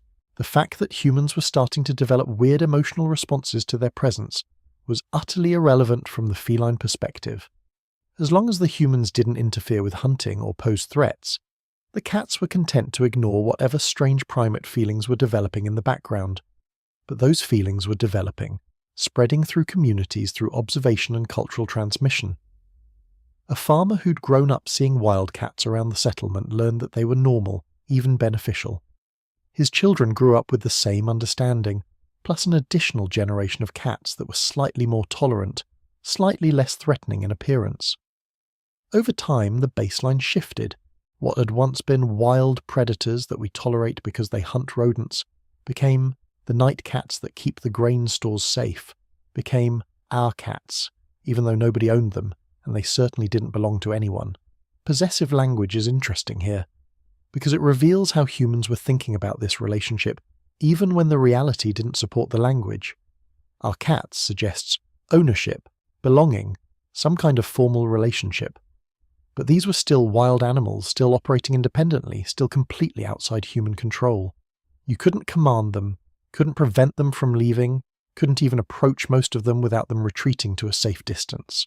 They weren't our cats in any meaningful sense, but calling them that made humans feel better about the arrangement, created a sense of relationship where there was really just proximity. And here's where the selection pressure gets really interesting, because it started working both ways. Yes, cats that were more tolerant of humans did better around settlements, but also humans who were more tolerant of cats did better at agriculture. Villages that accepted feline presence had better grain security, which meant better nutrition, which meant healthier populations, which meant more successful communities. Villages that couldn't stand the presence of wild predators that tried to eliminate the cats or drive them away lost that pest control benefit and struggled more with food storage. Over multiple generations, the human populations that succeeded were disproportionately the ones that had learned to coexist with wild cats. So you had coevolution happening, except neither species was aware of it. Cats were evolving to be slightly more tolerant of humans. Humans were evolving, culturally, not genetically, but evolution nonetheless, to be accepting of cats. Both changes were tiny, incremental, barely noticeable in any given generation. But over centuries, the cumulative effect was substantial. The relationship that had started as pure happenstance, wild predators following prey into proximity with humans, was becoming something more stable, more integrated into both species' normal patterns of existence. The wild cats were also learning, in their way, not learning to love humans or trust humans or even particularly like humans, but learning the specific rhythms and patterns of human activity. They figured out when humans were active and when they rested. They learned which areas of settlements were frequently trafficked and which were quiet. They developed increasingly sophisticated mental maps of human territories, understanding where they could hunt with minimal human interference. This wasn't domestication. It was just animals learning their environment, the way any predator learns the terrain and behavior patterns of their hunting grounds. But it created the appearance of intentionality that wasn't really there. A cat that had learned to hunt in a specific granary at specific times, avoiding human activity patterns, looked like a cat that was deliberately cooperating with human schedules. A cat that consistently showed up in the same location, night after night, looked like a cat that had chosen to associate with that particular household or settlement. Humans, being humans, interpreted these patterns as evidence of relationship, of choice, of some kind of mutual recognition between species. The cats were just being efficient predators, but humans saw partnership, and maybe, in a weird way, that human interpretation created its own reality. Because if farmers believed that certain cats quote, underscore 47 underscore to their settlement, they might be more protective of those cats. If someone from a neighbouring village tried to harm or chase away quote 48 quote, that might provoke a defensive response from the farmers. Not because they loved the cats or thought of them as pets, but because those cats were providing a valuable service, and losing them would mean losing pest control. The cats were, essentially, infrastructure. You don't let people destroy your infrastructure even if that infrastructure has whiskers and occasionally leaves half-eaten mice on your doorstep. This created a strange kind of protection without domestication. The cats were still wild, still independent, still making all their own decisions, but they were operating within a human-protected zone, benefiting from human territorial instincts even though the cats themselves weren't human property. It was like being a wild bird that nests in a garden. The bird doesn't belong to the gardener, but the gardener might chase away cats or snakes that threaten the bird, because the bird eats insects and that's useful. The wild cats had stumbled into a similar arrangement, accidentally positioning themselves as valuable enough to protect but not controlled enough to restrict. The cats that figured this out, or more accurately the cats whose temperament allowed them to take advantage of this situation, did exceptionally well. They had access to abundant prey. They had relatively safe territories protected from larger predators by human presence, and they had essentially zero obligations in return. It was the best possible deal from a feline perspective. All you had to do was tolerate being within visual range of humans occasionally and not attack anyone, and in return you got premium hunting grounds with security. Any cat capable of handling those minimal requirements was set for life. And over generations, more and more cats cleared that low bar. The ones that couldn't, the ones too nervous, too aggressive, too intolerant of any human proximity, were gradually selected out of the population living near human settlements. They still existed in the wider wild population, but among the cats that had adapted to agricultural environments, tolerance became the norm rather than the exception. Not universal, not even close to complete, but statistically significant enough that the average cat-human interaction became less fraught and more manageable. Humans started noticing individual cats, recognizing them by their appearance or behavior patterns. That's the grey one that hunts by the big granary. That's the scarred Tom that shows up every night near the storage pits. They weren't names exactly, just descriptive identifiers, but they represented a level of attention and recognition that hadn't existed before. These cats were no longer just generic wild animals. They were known individuals, parts of the daily landscape of the settlement, familiar presences in the nighttime economy of the village, and familiarity, as we know, breeds something between contempt and affection. The cats weren't threatening, weren't causing problems, were actually solving problems. They were around consistently, predictably, recognizably. And humans have a remarkable capacity to develop fondness for things that are simply present in our lives regularly without causing harm. It's not active love. It's more like the feeling you might have for a neighbour you never talk to but see every day and nod to in passing. Comfortable coexistence without actual relationship, but with a certain low-level positive regard. Some cats started showing behaviours that suggested they recognised individual humans too. Not in any social or affectionate way, but in a purely practical assessment of threat levels. A cat might learn that one particular farmer never tried to approach it and posed no danger, while another farmer had once thrown something at it and should be given wider berth. This created the appearance of preference or recognition. The cat liked the first farmer, but it was really just learned threat assessment. Still, from the human perspective, it looked like the cat was making choices about which humans to be near, which reinforced the feeling that there was some kind of relationship developing. The kittens born in these environments had it even easier. They were growing up around human presence from birth, getting socialized to human sounds and smells and movements before their fear responses were fully developed. This is crucial for any animal's development. There's a critical window in early life when you learn what's normal and what's dangerous, and exposures during that window create lasting behavioral patterns. Wildcat kittens raised in dens near human settlements, hearing human voices and smelling human scents daily, developed a baseline tolerance that their purely wild cousins never would. This didn't make them domestic. It didn't make them tame. A kitten raised within earshot of human activity was still a wild animal with wild instincts, still capable of hunting and surviving independently, still likely to flee or fight if a human tried to handle it. But it was a wild animal that didn't automatically panic at human presence, that could function in an environment with regular human activity, that had learned from birth that humans were part of the landscape rather than immediate threats. That subtle difference was everything in terms of allowing the relationship to deepen over time.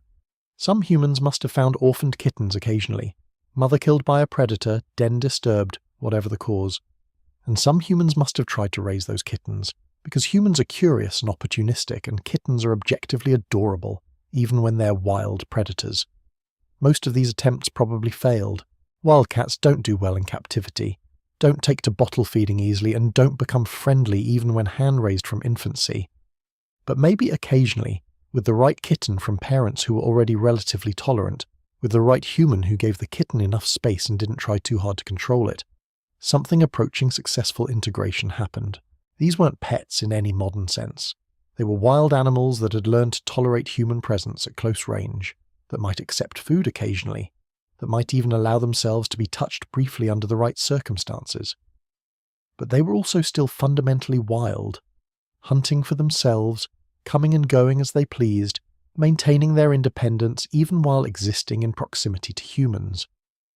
They were the bridge between fully wild cats and whatever domestic cats would eventually become, though calling them __quote _52 would have been absurd to anyone who'd tried interacting with them. But they proved something important. It was possible for wildcats and humans to share space at close range without constant conflict. The cats didn't have to change much, just tolerate more proximity than their wild instincts usually preferred. The humans didn't have to do much, just not actively threaten or try to control the cats. And in that narrow space between wild independence and captive domestication, a new type of relationship could exist. Uncomfortable, uncertain, undefined, but functional. Cats living near humans, humans accepting cats, both parties getting something from the arrangement, neither party quite sure what to call it or how it worked, but continuing anyway because the alternatives were worse. This was natural selection operating not on physical traits, but on behavioral ones, with the selection pressure created not by predation or climate, but by proximity to another species. The cats that survived and thrived were the ones that could psychologically handle human proximity. The humans that thrived were the ones that could psychologically handle feline presence. Both species were being shaped by each other, neither one really domesticating the other, just mutually adapting to shared existence. It was evolution in real time, invisible to the participants, but creating changes that would persist and compound over thousands of years. And somehow, through all of this gradual behavioral shifting and population-level evolution and mutual adaptation, something unexpected was emerging. Affection. Not universal, not overwhelming, not the kind of deep interspecies bond that would develop much later, but genuine positive regard. Some humans looked at the wildcats around their settlements and felt something beyond pragmatic appreciation. The cats were useful, yes, but they were also becoming familiar, recognizable, almost comforting in their regular presence. Seeing the night hunters patrol the granary became reassuring, a sign that all was well, that the natural order was functioning as it should. The cats, for their part, probably felt nothing of the sort about humans. We were still large, strange, somewhat threatening creatures who happened to maintain excellent hunting grounds, but they were getting used to us in their own feline way, incorporating human presence into their mental maps of normal environmental features. We were like trees or rocks, parts of the landscape to navigate around, neither friend nor foe, just present. And for cats, that level of comfort with another species was actually remarkable. Wildcats don't typically tolerate any large animal that isn't prey, but they'd learned to tolerate us. That was the foundation everything else would build on. The bond, such as it was, wasn't based on love or loyalty or any of the emotions we'd later project onto cat-human relationships. It was based on something simpler and perhaps more durable. Mutual benefit stabilized by gradual behavioral adaptation over multiple generations. The cats got easy hunting, the humans got pest control. Both parties slowly, unconsciously, almost reluctantly, got used to each other's presence. And that getting used to, that habituation, that slow erosion of mutual wariness, that was the real domestication, happening so gradually that nobody noticed it was occurring until it had already transformed both species' expectations of what was normal and possible in interspecies relations. Stockholm Syndrome with whiskers, indeed. Humans had been captured by the situation, desperate for rodent control, dependent on these wild predators for food security, and had somehow developed positive feelings about their captors. The cats had also been captured by circumstance, drawn to abundant prey, trapped by the efficiency of hunting near humans, and had developed tolerance for their inadvertent hosts. Both species were hostages to mutual benefit, and both, slowly, surprisingly, were becoming something like comfortable with the arrangement. Not happy about it necessarily, but accepting it as the new normal. And that acceptance, that comfort, that gradual development of positive regard between species that had no evolutionary history together, that was the bridge to everything that came next. The cats were still wild, the humans were still wary, but the foundation was laid. Given a few more thousand years and the right circumstances, this uneasy coexistence might evolve into something stranger, more intimate, more complex. But that was in the distant future. For now, in these early farming settlements, it was enough that both species had learned to share space without constant conflict, that natural selection was favouring tolerance over aggression, that something like affection was beginning to emerge from the fog of mutual necessity. The cats didn't know they were being domesticated because they weren't. Not really. The humans didn't know they were domesticating cats because they weren't. Not intentionally. But evolution doesn't require knowledge or intention. It just requires differential survival based on heritable traits. And that was happening, generation by generation, creating cats that were slightly more tolerant and humans that were slightly more accepting, until the gap between wild predator and household companion became, if not small, at least crossable. Given enough time and enough pressure, even the most independent species could be bent toward coexistence. Though the cats, if they'd understood what was happening, would probably have objected strenuously to the word __quote _5 3 __. They were making choices, practical decisions based on available information. That those choices happened to align with human interests was coincidence, not cooperation. That those choices were gradually, imperceptibly changing their species' behavior and appearance was evolution, not surrender. Cats don't bend. They adapt on their own terms when and how they choose. The fact that those adaptations happened to create a situation where humans felt increasingly fond of them was just good luck for cats, and the beginning of a very long, very complicated relationship that neither species had quite agreed to, but both were now stuck with. Something fascinating started happening once the wild cats and humans had settled into their uneasy routine of mutual tolerance.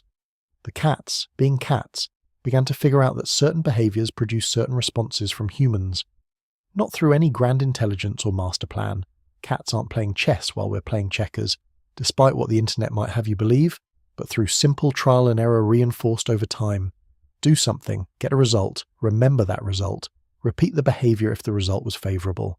It's basic operant conditioning. The same learning process that works on everything from flatworms to philosophy professors. Here's how it probably started. A cat is hunting near a human dwelling, doing its normal nocturnal predator routine. It catches a mouse, kills it efficiently, and then faces a decision that every successful hunter faces: eat now or save for later. In the wild, quote_54 quote usually means quote_55 quote, because there's always a chance you won't catch anything else soon, and that stored prey might be the difference between surviving and starving. But around human settlements with prey so abundant, some cats started making a different calculation. Why carry this dead mouse all the way to a secure hiding spot when there's more prey right here? And I'm not even that hungry yet? So the cat leaves the dead mouse where it fell, not as a gift, not as tribute, not as any kind of offering to humans, just as basic laziness combined with abundance. Why expend energy on something unnecessary? The cat moves on to continue hunting because hunting is what cats do, and the behaviour itself is often more rewarding than the food obtained from it. And then morning comes, the humans emerge, and they find a dead mouse near their dwelling. The human reaction to this is predictably, charmingly wrong. ___quote __56 __________ _______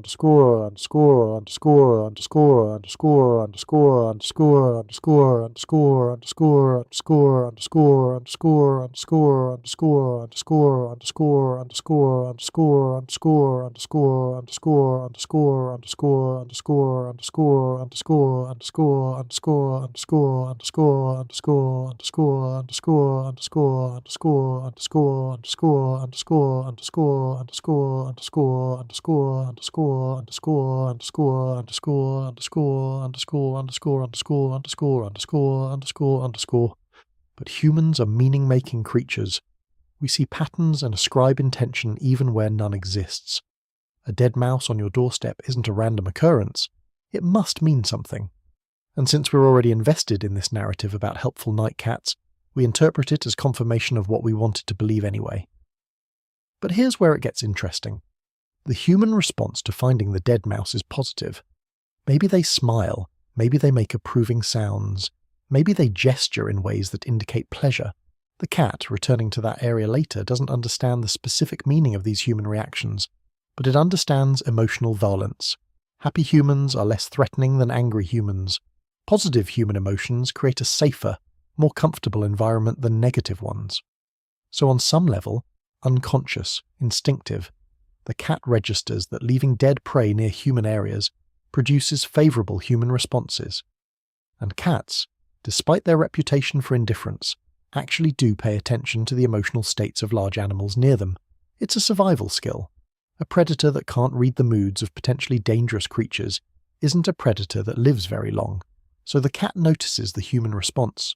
files it away in whatever passes for feline memory, and the next time it catches more prey than it needs, it might leave some near-human dwellings again, not consciously thinking, "This will please the humans," but simply repeating a behavior that previously correlated with positive outcomes.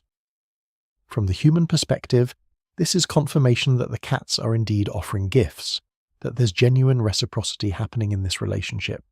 Look, the cat keeps leaving us dead rodents. It's showing gratitude. It's participating in the household economy. We tolerate its presence, and in return, it shares its kills with us. This is partnership. This is domestication working. This is proof of the bond between species. None of which is true, but that's irrelevant. The humans believe it, and belief shapes behavior. If you think the cat is giving you gifts, you treat the cat more favorably. Maybe you start deliberately leaving space for the cat to hunt. Maybe you actively protect the cat from threats. Maybe you even, revolutionary thought, start putting out food scraps occasionally, not as payment but as reciprocal gift-giving, returning generosity for generosity. You're not trying to feed the cat or make it dependent on you. You're just participating in what you perceive as a gift exchange relationship. And the cat, encountering these food scraps, faces another decision point. It can ignore them and continue hunting exclusively, which is its natural behavior, or it can investigate because cats are curious, and possibly consume the scraps if they're acceptable. Eating the scraps doesn't cost anything. The food is already dead, no hunting required, and it might supplement the cat's diet on nights when hunting is less productive. So some cats, particularly the ones already tolerant enough to be near human dwellings regularly, start occasionally eating human-provided food, not as their primary sustenance, but as a convenient supplement.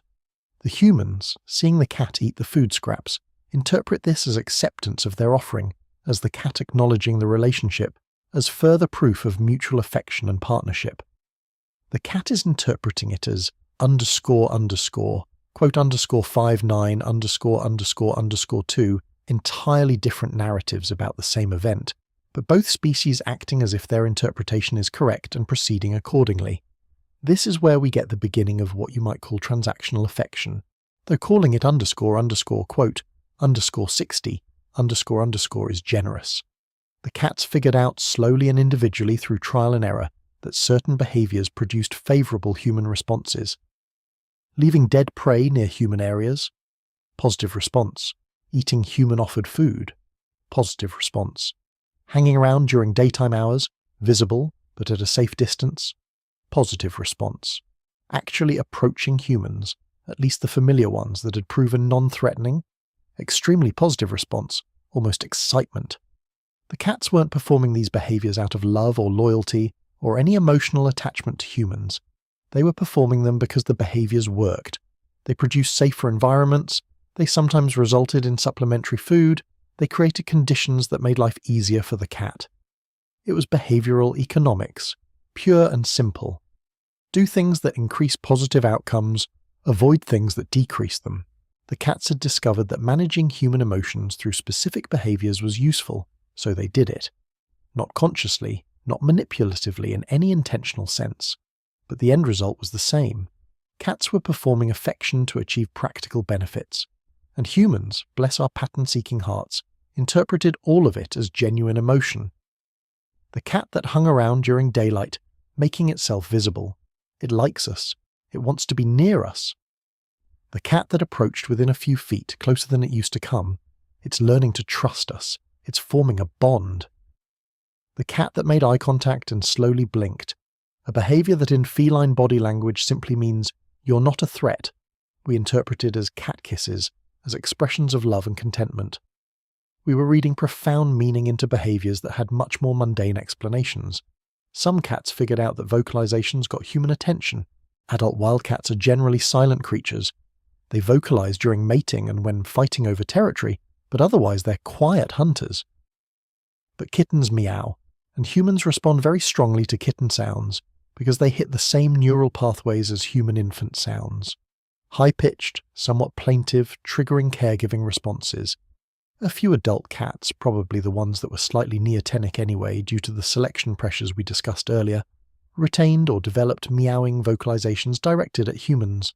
Not at other cats. Cats primarily communicate with each other through scent and body language, but specifically at humans, who responded so reliably to these sounds. Picture a cat that's figured out this particular trick. It approaches a human, makes eye contact, and produces a small plaintive meow. The human's brain immediately floods with caregiving hormones and protective instincts. __quote_63 __. The human might offer food, might make friendly gestures, might simply provide positive attention, all of which the cat registers as favourable outcomes correlated with that specific vocalisation.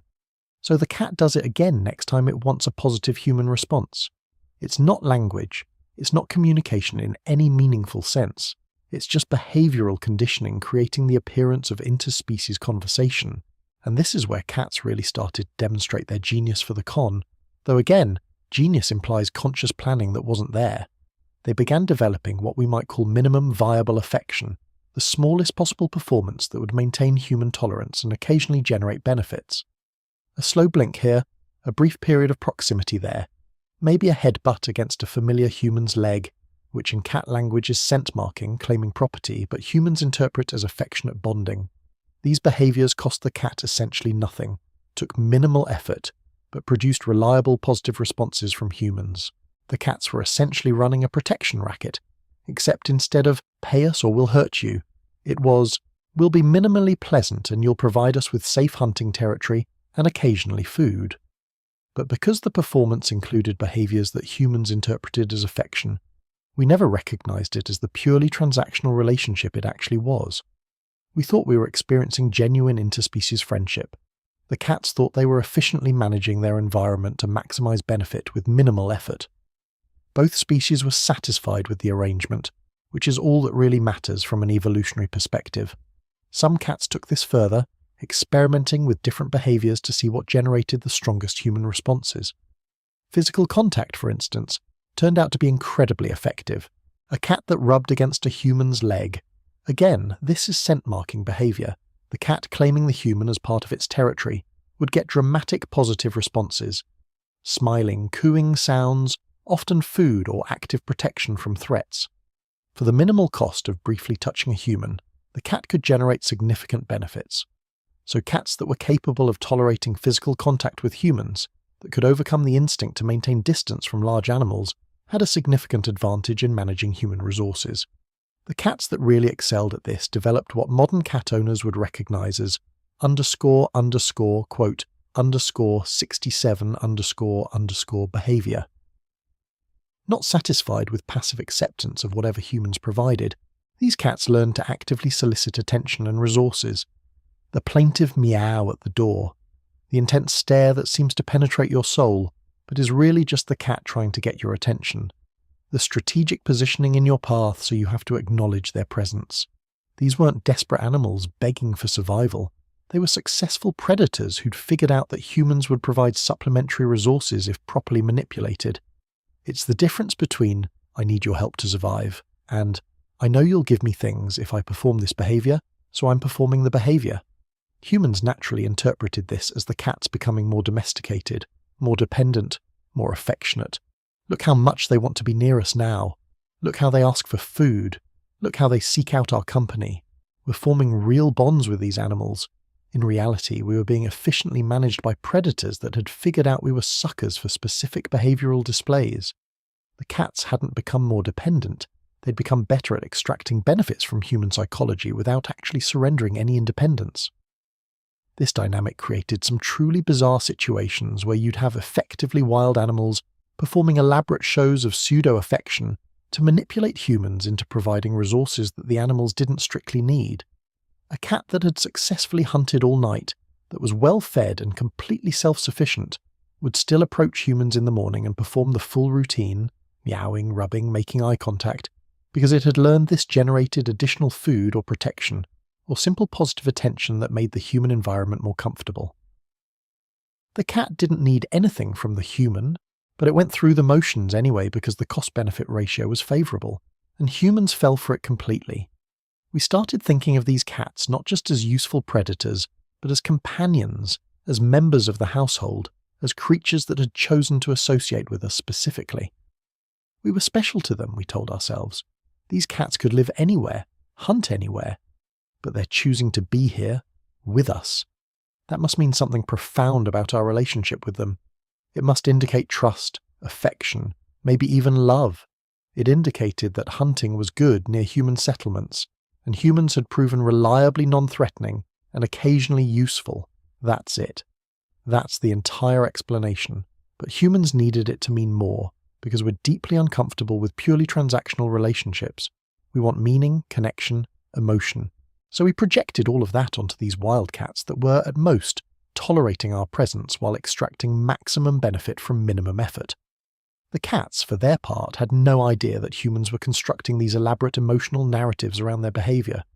From the feline perspective, this was just effective territory management and resource acquisition. Perform certain behaviours, receive certain benefits, repeat as necessary. If you'd asked a cat, not that you could, whether it loved the humans it was interacting with, the cat would have looked at you with the blank incomprehension of a creature with no framework for that concept. Love? What's love? There's hunting grounds, there's safe places, there's occasionally convenient food sources, there's large animals that are predictable enough to be non-threatening. Those are the categories that matter. Everything else is irrelevant human nonsense. But that human nonsense was actually serving feline interests quite well, so the cats had no reason to disrupt it. If humans wanted to believe that the slow blink meant, "I love you," instead of, "I'm not going to attack you right now," that was fine. If humans wanted to interpret scent marking as affectionate bonding instead of territorial claiming, no problem. If humans wanted to think that the cat staying nearby meant companionship rather than efficient territory monitoring, great. These misinterpretations made humans more protective of cats, more willing to share resources, more tolerant of feline presence in human spaces. The cats got all the benefits of the human believing in a relationship that didn't really exist. This is what makes the cat-human dynamic so different from other domestication stories. With dogs, there's genuine partnership. Dogs really do bond with humans, really do seek our approval, really do want to please us. That's been bred into them over thousands of years of selecting for those exact traits. But with cats, the entire relationship is built on a foundation of benign mutual deception. Cats pretend to care about humans because it's useful. Humans pretend that cats care about us because we need to believe it. Both parties benefit from the pretense, so neither has any motivation to acknowledge that it's pretense. It's the most functional dysfunctional relationship in the animal kingdom. And this dynamic became self-reinforcing. The cats that were best at performing affection got the most human tolerance and resources, so those cats were healthier, more successful, raised more kittens in safe territories. Those kittens grew up observing their mothers performing these affection behaviours and getting positive responses. They learned through observation that this was how you managed humans effectively. Not through any conscious teaching, cats don't really do parental instruction beyond the basics of hunting, but through simple modelling. If kitten sees mother approach humans, vocalise and receive food, kitten learns that this sequence of behaviours produces useful results. So the population of cats living around humans gradually became more skilled at what we might call affection theatre. Each generation slightly better at reading human cues, slightly more willing to engage in the behaviours that humans interpreted as bonding, slightly more sophisticated in their manipulation of human psychology. Not because they were becoming more intelligent or more social, they were still fundamentally solitary predators, but because they were becoming more specialised for their ecological niche, which happened to be, quote, 72. The humans, meanwhile, were becoming more convinced that domestication was progressing, that the cats were becoming, quote, 73 in some meaningful sense. Look how friendly they're getting. Look how they come when called, well, sometimes when they feel like it, but still. Look how they let us pet them, for about 30 seconds before they get annoyed and leave. But that's progress. We're forming bonds across species. This is the future of agriculture. Not just storing food, but having animal partners that help protect that food, and that we can develop relationships with. None of this was wrong exactly, but it wasn't quite right either. There were bonds forming, but they weren't the bonds humans thought they were. The cats were bonded to the territory, to the hunting grounds, to the predictable patterns of human behaviour that made their lives easier. The humans in that territory were just part of the landscape, like trees or rocks, except these particular landscape features had emotions that could be managed through performance. If the humans all left and were replaced by different humans, the cats would perform the same behaviours with the new humans, because the behaviours were about managing the human-occupied territory. Not about relationships with specific individual humans, but occasionally something stranger happened. Every now and then, a cat and a specific human would develop something that looked remarkably like genuine mutual recognition. Maybe a farmer who'd been particularly consistent in leaving food scraps. Maybe a child who'd learned to move slowly and quietly around the cats, who didn't trigger their flight responses. Maybe just random chance and compatible personalities. But these pairs would interact differently than the general cat-human dynamic. The cat would seek out that specific human more often, would tolerate closer proximity, would show behaviours that seemed genuinely preferential, rather than just generically transactional. Was this love? Probably not, by any definition that humans would find satisfying. But it was something. Familiarity creating comfort, predictability reducing stress, repeated positive interactions building something like trust even if it wasn't affection. The cat knew this human as an individual, had learned their patterns, had categorized them as definitely safe, potentially useful, acceptable proximity partner. That's not the same as the bond between a dog and its owner, but for a species that's fundamentally solitary and independent, it's actually remarkable. Cats don't do relationships easily, so even managing to form a stable, relatively positive association with a specific individual from another species represents a significant behavioral adaptation. These special pairs probably reinforce the human belief in cat domestication more than anything else. If one person in the village had a cat that reliably came when they called, that sat near them regularly, that seemed to choose their company over others, then clearly domestication was possible. Clearly cats could bond with humans. Never mind that this was maybe one cat out of 20, and the other 19 were still operating on purely transactional principles. The exception became the perceived rule, because it confirmed what humans wanted to believe about the relationship.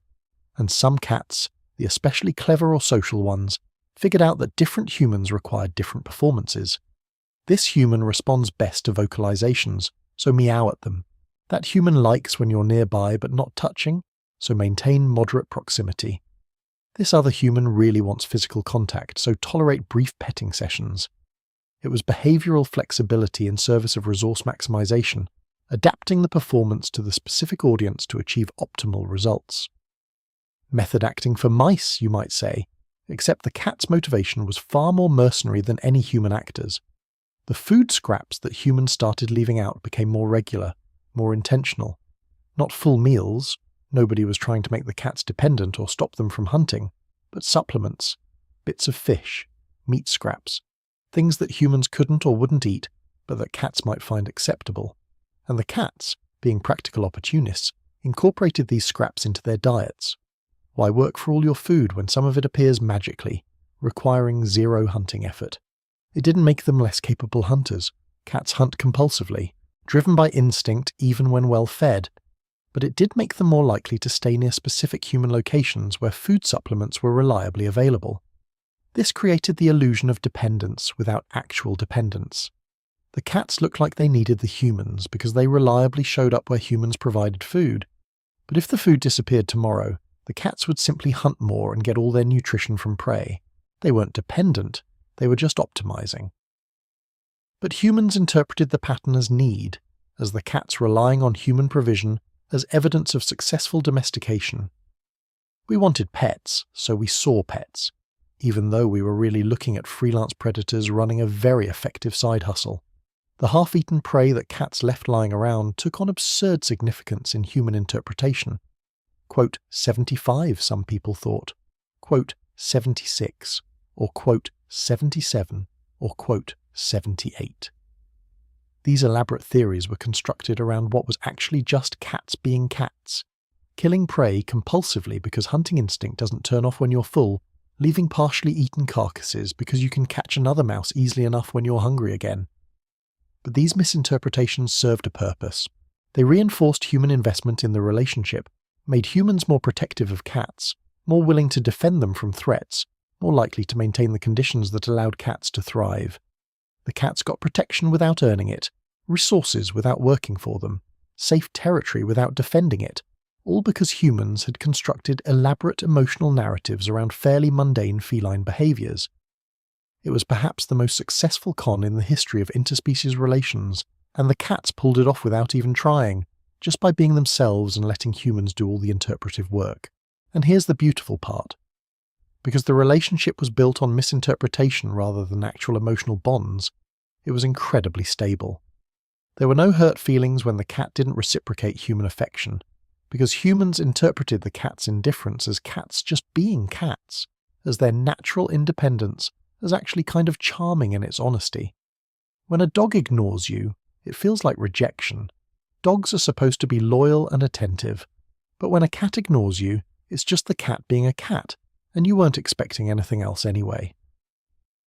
The bar was so low that cats could clear it without effort.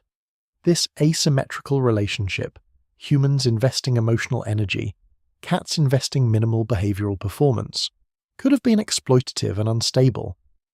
But because humans got real benefits, rodent control, grain security, the comfort of believing in interspecies bonds, and cats got real benefits, easy hunting, supplementary food, protection from larger predators, it worked. Neither side was being harmed by the arrangement. Humans were getting exactly what they needed, just not for the reasons they thought. Cats were getting everything they wanted while giving up essentially nothing. It was win-win through misunderstanding, success through systematic misinterpretation of motives and behaviours. The theatre of pretend affection had become so convincing that both actors and audience believed it was real. The cats had learned their roles so well that the performance was indistinguishable from genuine emotion, at least to human eyes. The humans had invested so much in the interpretation that questioning it would have felt like questioning reality itself, and so the show went on, night after night, generation after generation, with neither species fully understanding what was happening, but both benefiting enough to keep playing their parts. This was the foundation of the modern cat-human relationship. Behavioral economics disguised as love, resource management dressed up as companionship, and mutual benefit masquerading as mutual affection. The cats had figured out how to live near humans, extract resources from humans, and receive protection from humans, all while maintaining their fundamental independence and wildness. They discovered the secret to having it both ways, all the benefits of association with humans, none of the costs of actual domestication. And humans had gotten exactly what they thought they wanted. Animals that seemed to choose to be with us, that performed affection, however minimal, that made us feel special and valued even as they hunted rodents and protected our food supplies. That it was all theatre, that the affection was performed rather than felt, that the choice was about resources rather than relationship, none of that mattered. We got to feel loved by creatures that were under no obligation to love us. We got companionship from animals that didn't really need us. We got everything we wanted from the relationship while the cats gave up nothing they valued. It was the beginning of a beautiful fraud, a lie we told ourselves that happened to be functionally identical to truth, a fiction that made both species' lives better, even though it was based on fundamental misunderstanding. The cats were pretending to care. The humans were pretending the cats weren't pretending. And somehow, impossibly, it worked better than honesty ever could have. Because the truth, that this was pure transaction, that the cats were using us as much as we were using them, that nobody really loved anyone, that truth would have been too depressing to sustain the relationship. Better to believe in the theatre, to accept the performance as reality, to live in the comfortable fiction that these wild predators had chosen us for reasons beyond mere convenience and abundant prey. The stage was set, the roles were cast, and the performance would continue for the next 10,000 years. Neither actor would ever break character. Neither audience would ever demand their money back. The show went on because everyone involved needed it to go on, needed to believe in what they were seeing, needed the comfort of thinking that somewhere in this harsh, ancient world, two species had found common ground and genuine affection.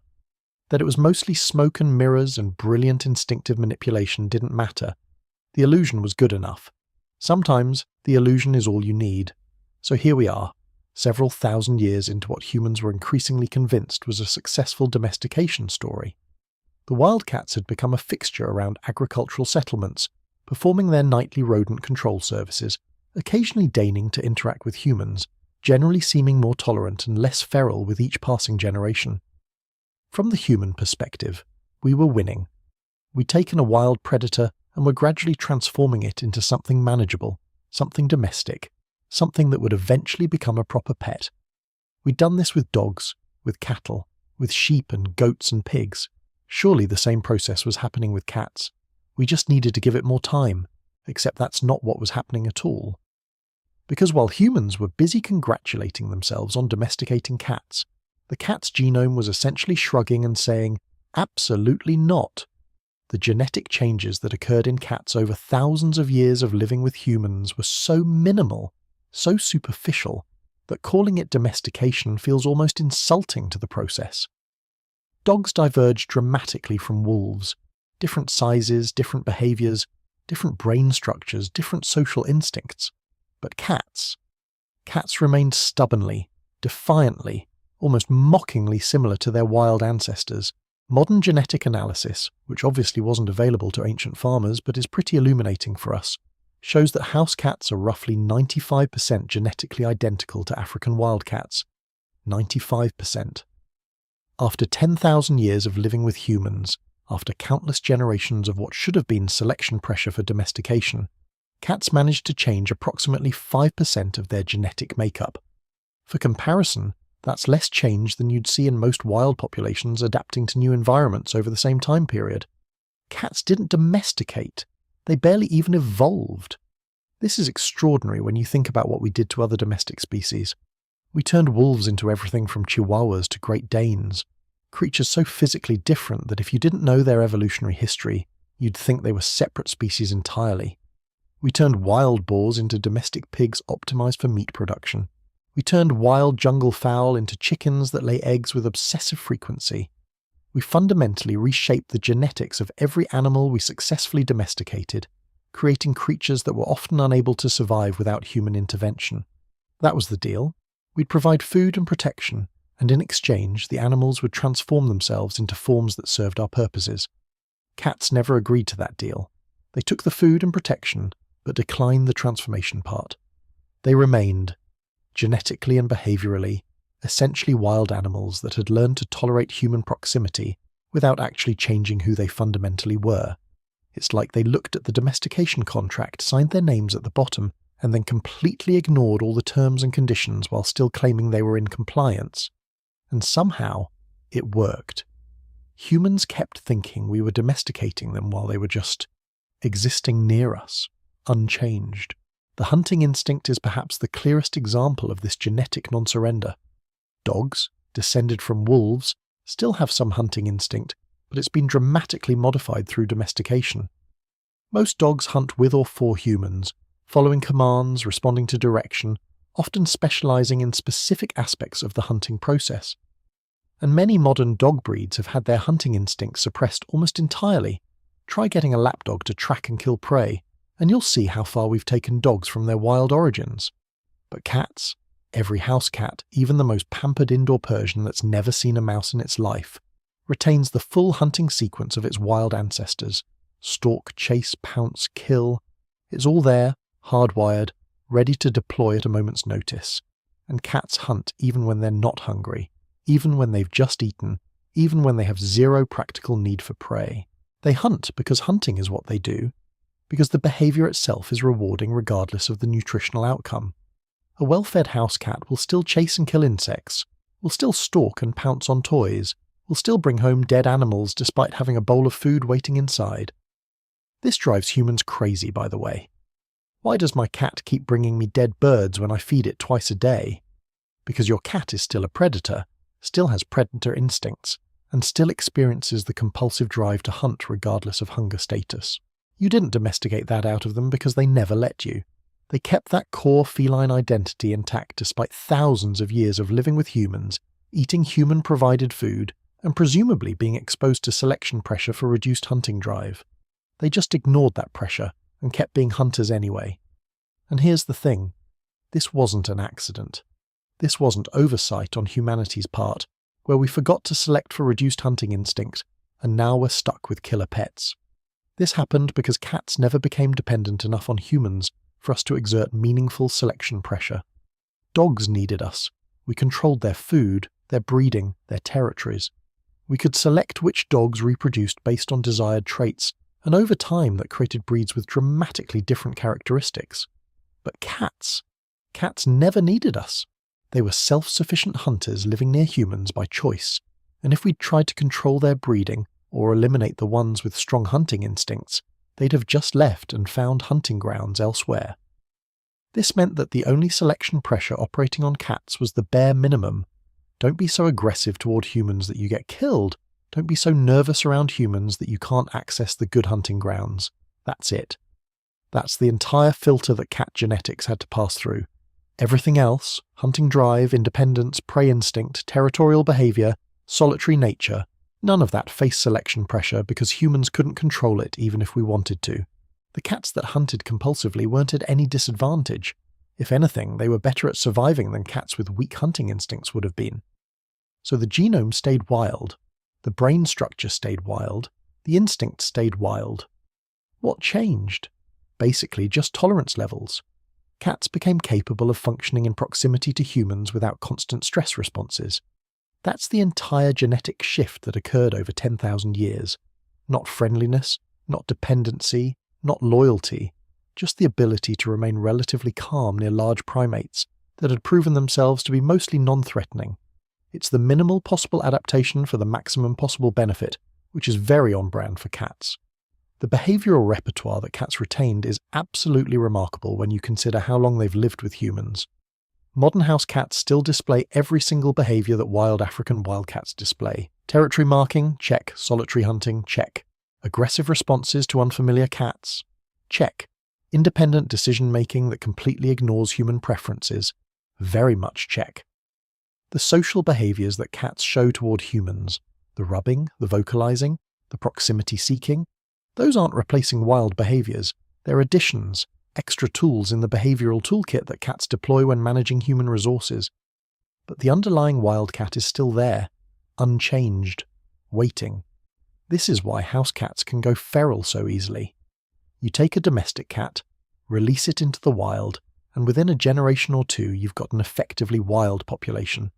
The cats don't need to relearn how to be wild because they never stopped being wild.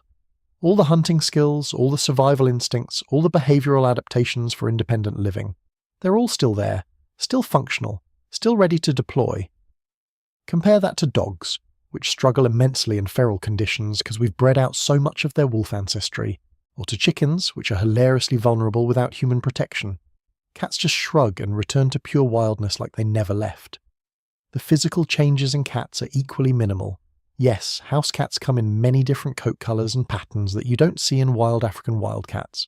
Yes, there's some size variation, and different breeds have different features. But compared to the physical diversity we created in dogs, cats are remarkably uniform. They're all roughly the same size. The biggest domestic cat breed is maybe 3 times the weight of the smallest, while the weight difference between dog breeds can be a factor of 50 or more. They're all the same basic shape. You can't mistake a cat for anything but a cat, while dogs range from wolves to barely recognisable as canines. This physical conservatism reflects the genetic conservatism. Cats didn't change much because they didn't need to change much, and more importantly because humans never had enough control over their breeding to force change. Cat breeding is a relatively recent phenomenon. Most of the recognised cat breeds were developed in the last couple hundred years, and even then the changes are cosmetic rather than functional. Long hair versus short hair, different ear shapes, colour patterns, none of this affects the fundamental catness of the cat. They're all still the same animal underneath, still carrying that 95% wild genetic heritage. And that wild heritage expresses itself in ways that humans find both charming and infuriating. The independence, direct inheritance from solitary wild predators that have zero pack instincts, the refusal to come when called. Why would a solitary territorial predator respond to vocalizations from another species? The tendency to knock things off shelves. That's actually prey testing behaviour. Wildcats paw at potential prey to see if it moves, if it's alive, if it's worth hunting. The zoomies at 3 in the morning. Crepuscular hunting patterns. Wildcats are most active at dawn and dusk, and that's hardwired into their circadian rhythms regardless of whether there's any prey to hunt. Every frustrating cat behaviour that modern owners complain about is actually just wild cat behaviour persisting in a domestic setting. The spraying, territory marking, the scratching furniture, claw maintenance and scent marking, the bringing dead animals inside, caching behaviour, storing prey in secure locations, the sudden aggression during petting, overstimulation response. Wild cats don't do a lot of physical contact, so they have low tolerance for it. The ignoring you when you call their name, they heard you, they just don't care, because they're wild animals pretending to be domestic, and sometimes they forget to maintain the pretense. This is what makes cats such a unique case in domestication history. Every other domestic animal changed to fit human needs and preferences. Cats just didn't. They made the absolute minimum adjustments necessary to coexist with humans while maintaining their complete wild genetic heritage and behavioural repertoire. They're the only domestic animal that can credibly claim to have domesticated themselves on their own terms, keeping what they wanted, discarding what they didn't, and ending up in a situation where they get all the benefits of living with humans while retaining full wild independence. And here's the brilliant part. Humans accepted this. We accepted that cats wouldn't come when called, wouldn't follow commands, wouldn't subordinate themselves to us the way dogs do. We accepted that they'd hunt compulsively even when well fed, that they'd knock things over for no apparent reason, that they'd ignore our preferences and do exactly what they wanted. We accepted all of this because the alternative was having no cats at all, and by this point we'd decided that we wanted cats around even if they were going to be difficult about it. The cats had successfully negotiated the terms of their domestication, and those terms were essentially __quote_82___. This negotiation worked because both parties got what they needed. Humans got rodent control and the comfortable fiction of having domestic pets. Cats got safe territories, occasional supplementary food, and protection from larger predators while maintaining complete behavioural and genetic wildness. It's possibly the most favourable domestication deal any animal ever made with humans. All the benefits, none of the costs. No wonder cats look so smug all the time. They pulled off the heist of the millennium and convinced humans to think it was our idea. The affection that cats display, which we discussed in the previous chapter, takes on new meaning when you understand how genetically wild they still are. Those are wild animals performing affection behaviours, not domestic animals expressing genuine attachment. When a cat rubs against your leg, you're being scent-marked by a solitary predator claiming you as part of its territory. When a cat slow blinks at you, you're receiving a non-aggression signal from a creature that could decide to attack at any moment if it felt threatened.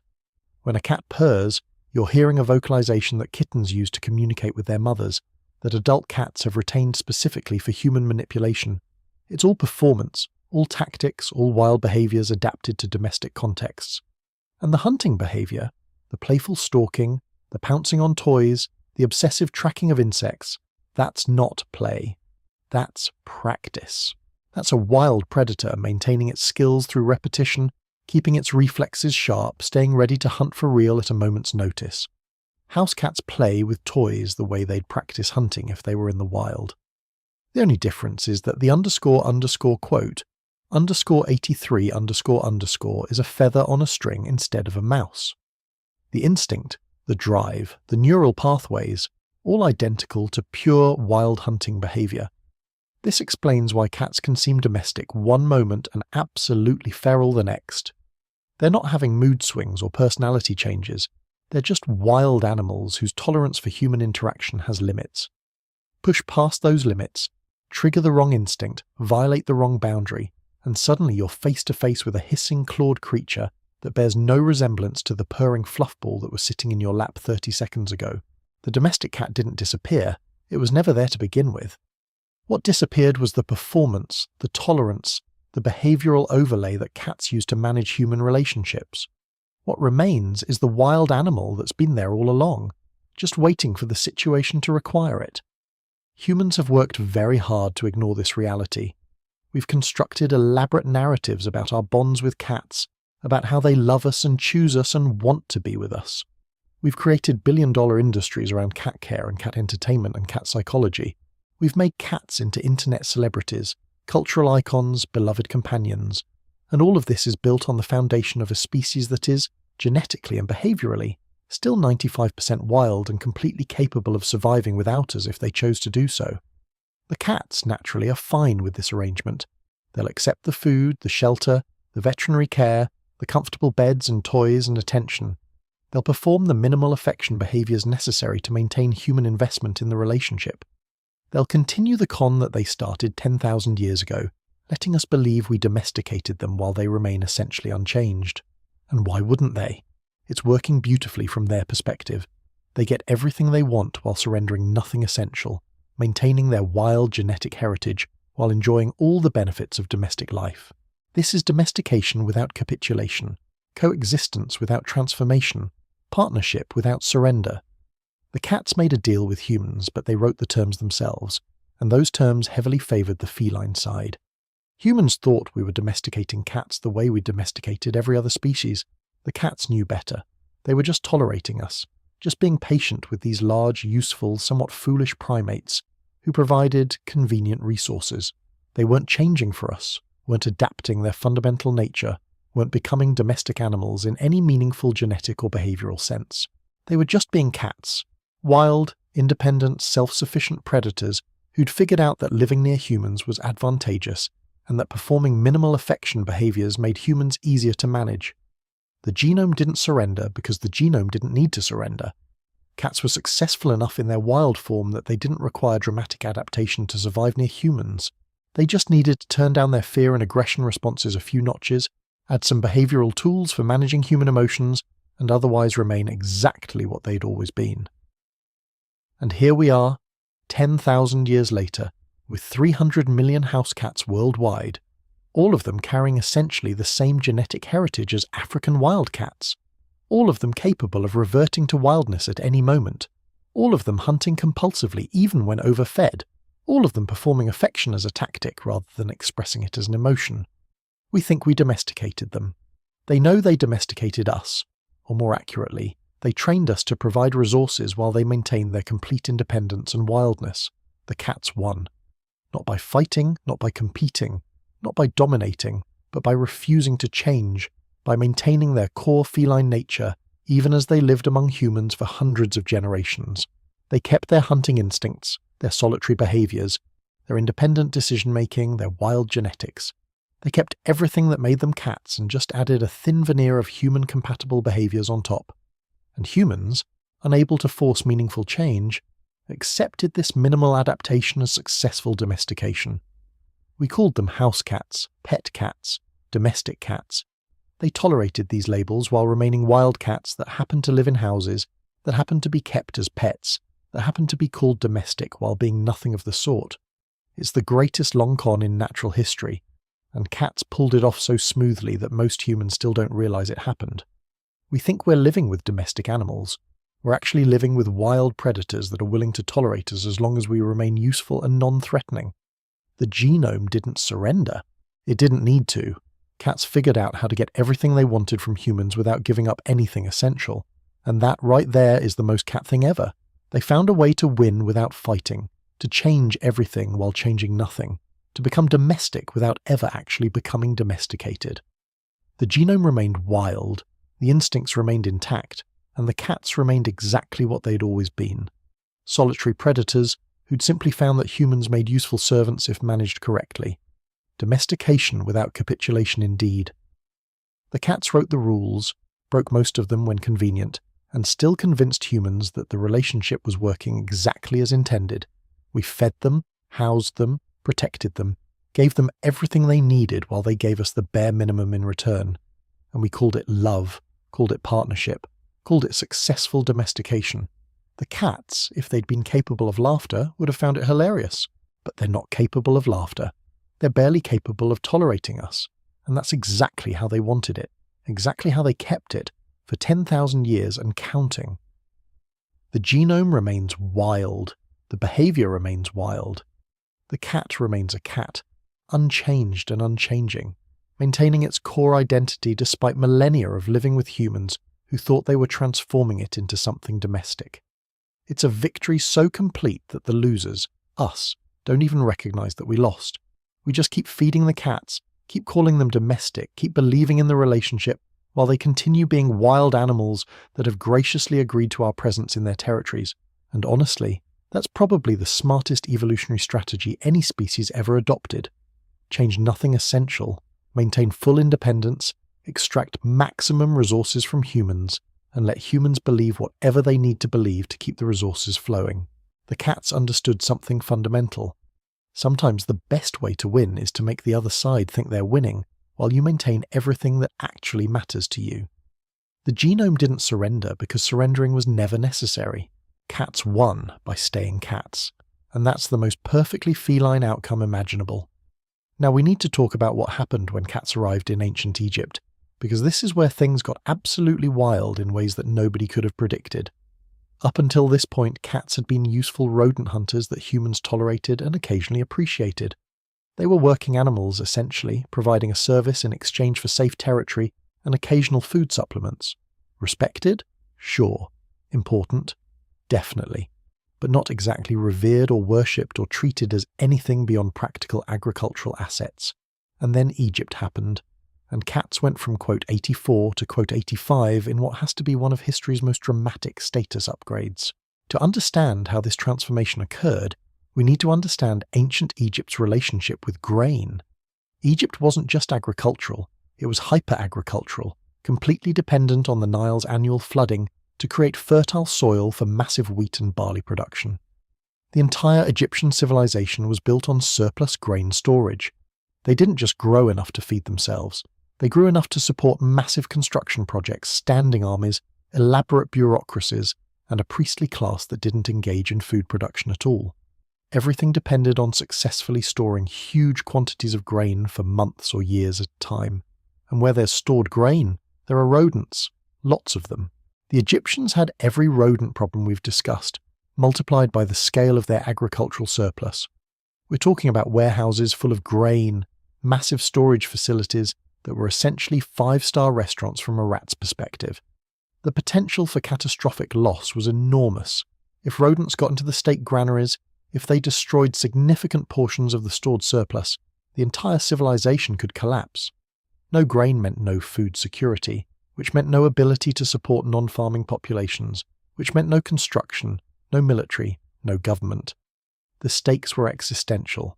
So when cats showed up in Egypt, probably travelling along trade routes from the Levant, possibly brought deliberately by merchants who'd noticed their useful properties, the Egyptians recognized immediately that these animals were valuable.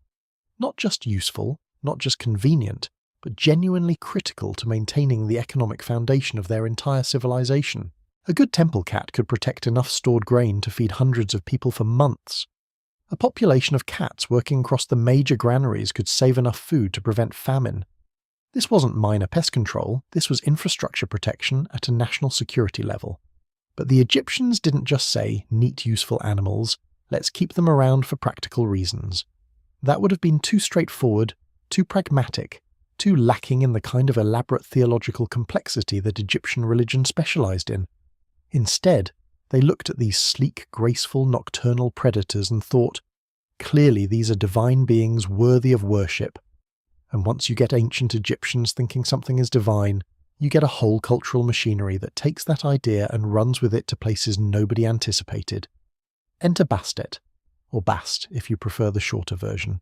She started as a lioness goddess, fierce, warrior-like, associated with protection and the pharaoh's power.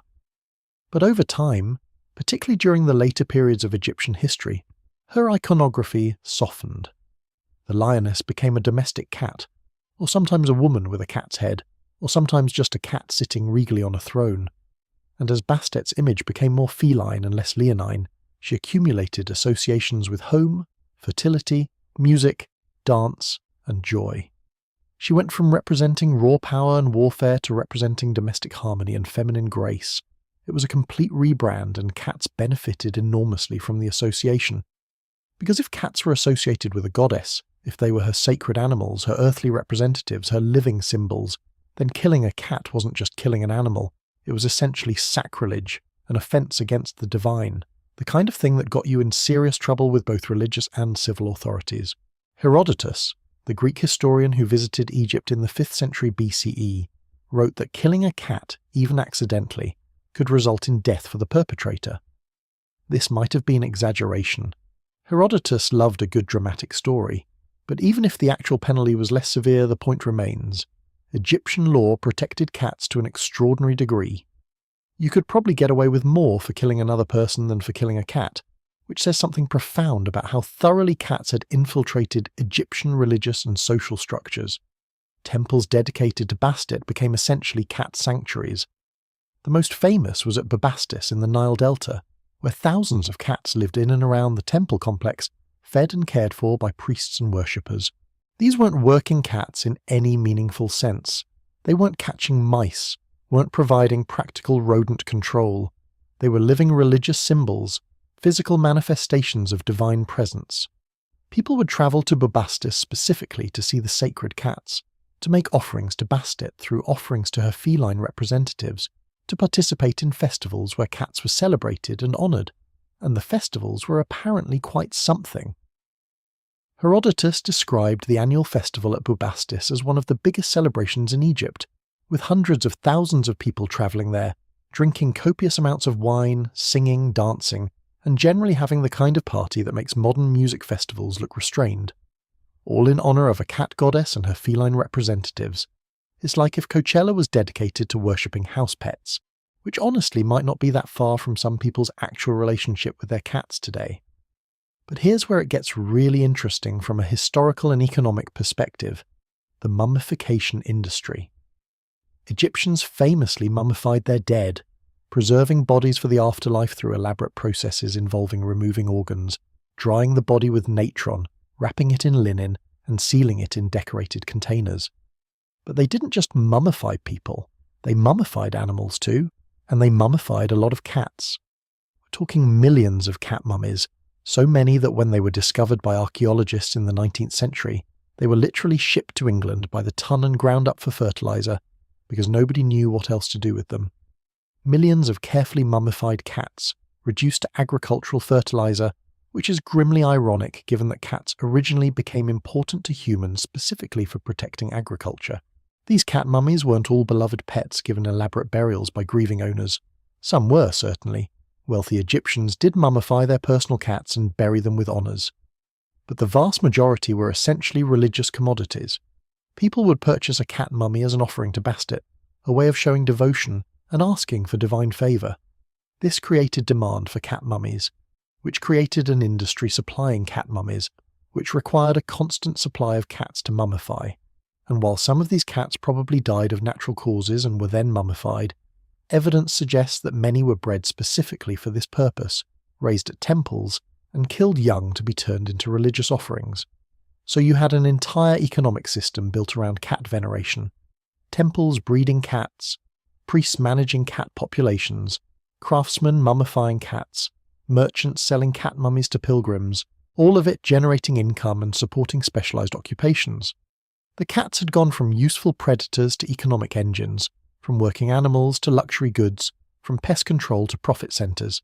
They'd been monetised, turned into a commodity, transformed from living creatures with practical functions into symbols whose value was primarily religious, and therefore theoretically infinite. And the living cats? They were treated better than most humans. If a house caught fire, Egyptian law reportedly required that people rescue the cats, before attempting to save property or even other people. When a family cat died, the household would go into mourning, shaving their eyebrows as a sign of grief. People commissioned expensive cat-shaped amulets, wore them for protection, and were buried with them. Cats appeared everywhere in Egyptian art, on tomb walls, on papyrus scrolls, in sculpture, in jewellery. They went from being occasional background details in agricultural scenes to being central figures in domestic and religious imagery. This is where we need to talk about the image management, because what the Egyptians did with cats in art is essentially ancient public relations. The cats depicted in Egyptian artwork are not realistic representations of actual cat behaviour. They're not shown knocking over pottery, yowling at inappropriate hours, leaving half-eaten prey on doorsteps, or doing any of the things that real cats actually do. Instead, they're shown as serene, elegant, graceful creatures, sitting calmly, looking regal, wearing jewellery sometimes, positioned as symbols of divine order and beauty, not as chaotic predators who sometimes eat their own vomit. The Egyptians took the reality of cats, messy, violent, unpredictable predators, and created a brand identity around carefully selected aspects of their appearance and behaviour. The sleek lines of a cat's body became symbols of aesthetic perfection. The calm alertness of a cat watching for prey became evidence of wisdom and awareness. The independence that made cats difficult to control became reinterpreted as divine aloofness, a sign that cats were above mundane concerns. Every difficult or unpleasant aspect of actual cat behaviour was either ignored in the artistic representation or reframed as evidence of their special nature. This is marketing. This is taking a product, in this case a semi-wild predator that happens to be useful, and building a carefully curated image around it that emphasizes positive associations while minimizing negative ones. The Egyptians didn't invent marketing, but they were phenomenally good at it, and they applied those skills to cats with remarkable success. They turned cats from working animals into aspirational lifestyle symbols, from practical assets into status markers, from useful creatures into objects of beauty and devotion, and the cats naturally benefited enormously from this rebrand without having to change anything about themselves. They were still the same animals, still hunting compulsively, still being difficult and independent, still refusing to follow commands or show loyalty. But now all of that was reframed as evidence of their divine nature rather than evidence of their incomplete domestication. The exact same behaviours that might have been viewed as problems in a working animal became proof of special status when the animal was associated with a goddess. It's like when a celebrity's bad behaviour gets excused as eccentric or artistic, while the same behaviour from an unknown person would just be considered rude. Status changes interpretation. The Egyptians created cat culture, essentially. They made cats cool. They made cats desirable not just for their practical utility, but as symbols of sophistication and religious devotion. Owning a cat became fashionable among the wealthy, because of course it did. When religion and status get tied up together, you get social competition over who can demonstrate the most devotion through the most expensive displays. And what's more expensive than maintaining a small predator in your household? Feeding it, tolerating its behaviour, and treating it like a divine representative worthy of reverence. This created a self-reinforcing cycle. The more cats were associated with Bastet, the more valuable they became as religious symbols. The more valuable they became as religious symbols, the more they were protected and promoted by religious authorities. The more they were protected and promoted, the more they spread through Egyptian society at all levels.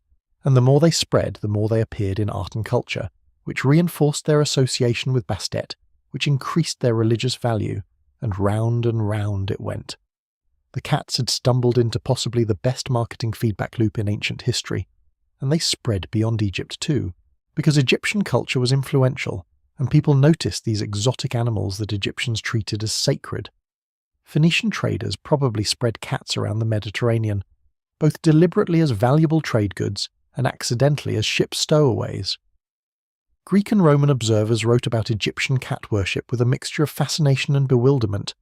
These people really think cats are gods. But the image stuck. Even in cultures that didn't worship cats, the association with Egyptian sophistication and mystery made cats seem exotic and desirable. The artistic representations did particular work here. If you're a Greek merchant who's only heard about cats, never seen one, the descriptions from Egyptian sources make them sound incredible.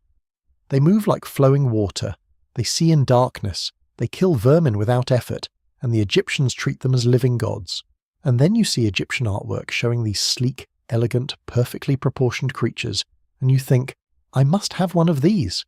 The reality, that cats are frequently awkward, sometimes gross, and only intermittently elegant, doesn't match the marketing.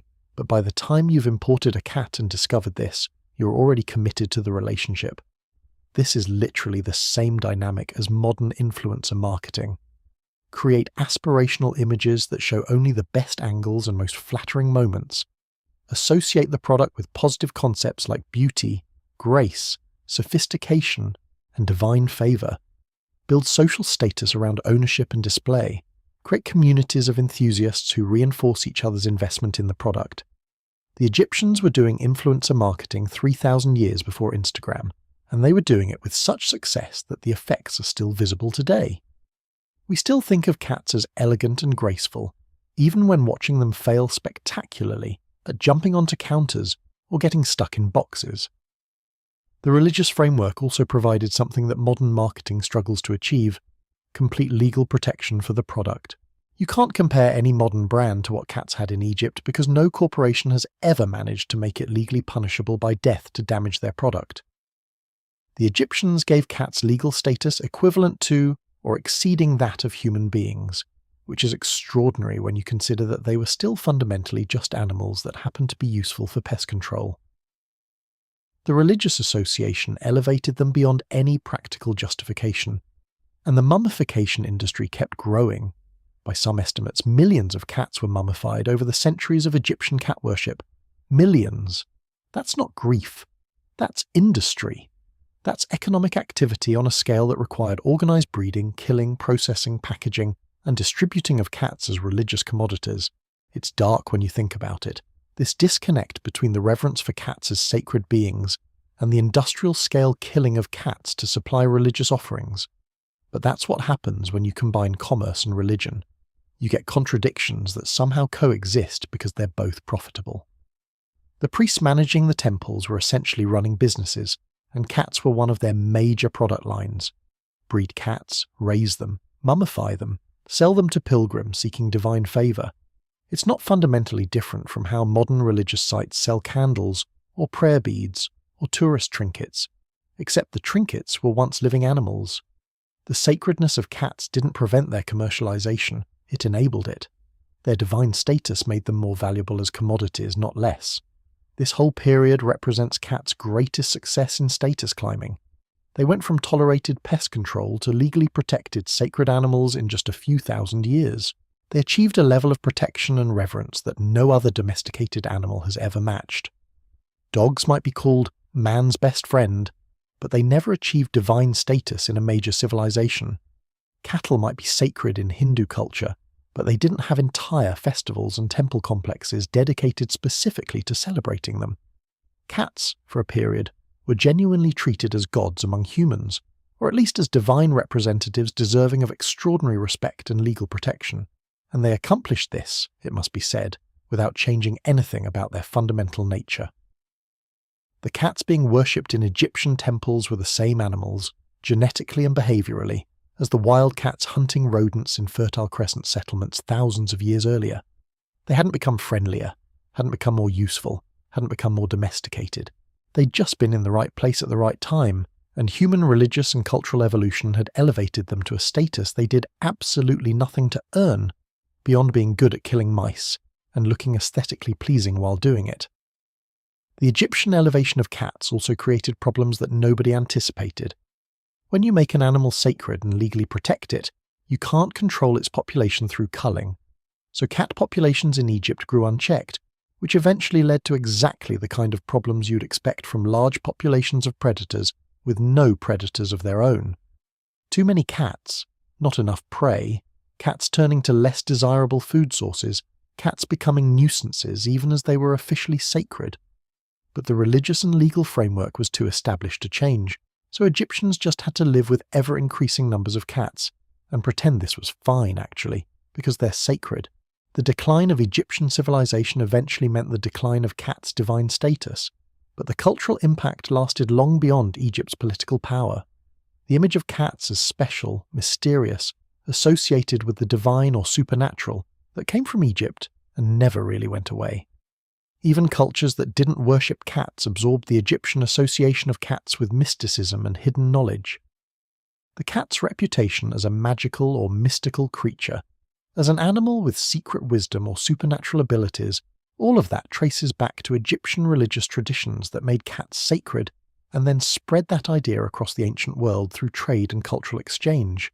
So when we think about cats' status today, when we consider why they're treated as special among domestic animals, when we puzzle over why people are so devoted to creatures that clearly don't reciprocate the affection, a lot of that goes back to Egypt.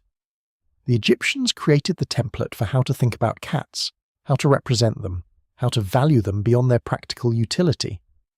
They took pest control animals and turned them into cultural icons through religious association and artistic idealization. They built the brand, and that brand proved so strong that it's still influencing human-cat relationships 3,000 years later. The cats, meanwhile, were just being cats throughout all of this, hunting when they felt like it, ignoring humans when convenient, accepting worship when it came with benefits, completely indifferent to their own divine status. They didn't ask to be turned into religious symbols. They just happened to be in Egypt when Egyptians decided to associate them with a goddess, and they reaped enormous benefits from that association without having to do anything beyond existing and occasionally catching mice. It's the ultimate passive income. worship and legal protection in exchange for just being yourself and letting humans project whatever meaning they want onto your behaviour. The transformation of cats from practical pest controllers to sacred religious symbols to cultural icons represents possibly the most successful rebranding in history. The Egyptians looked at small predators that killed mice and saw manifestations of divine grace. They looked at animals that were difficult to control and saw evidence of spiritual superiority. They looked at creatures that refused to submit to human authority and saw gods walking among mortals. It was interpretation at its most creative, projection at its most elaborate, and marketing at its most effective, and it worked so well that we're still living with the consequences, the special status of cats, the way they're treated differently from other domestic animals, the cultural associations with mystery and independence and grace. All of that comes from this Egyptian period when cats went from workers to deities. The Egyptians upgraded cats' status so thoroughly that they've never really lost it, even long after the religious framework that created it disappeared. The brand outlasted the religion that built it, which is the dream of every marketing department throughout history.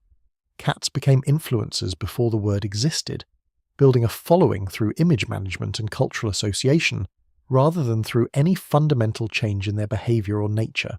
They let humans do all the work of building their brand, all the effort of creating and maintaining their elevated status, while they just continued being exactly what they'd always been. Independent predators that happened to be useful to human civilization. The Egyptians gave them divine status.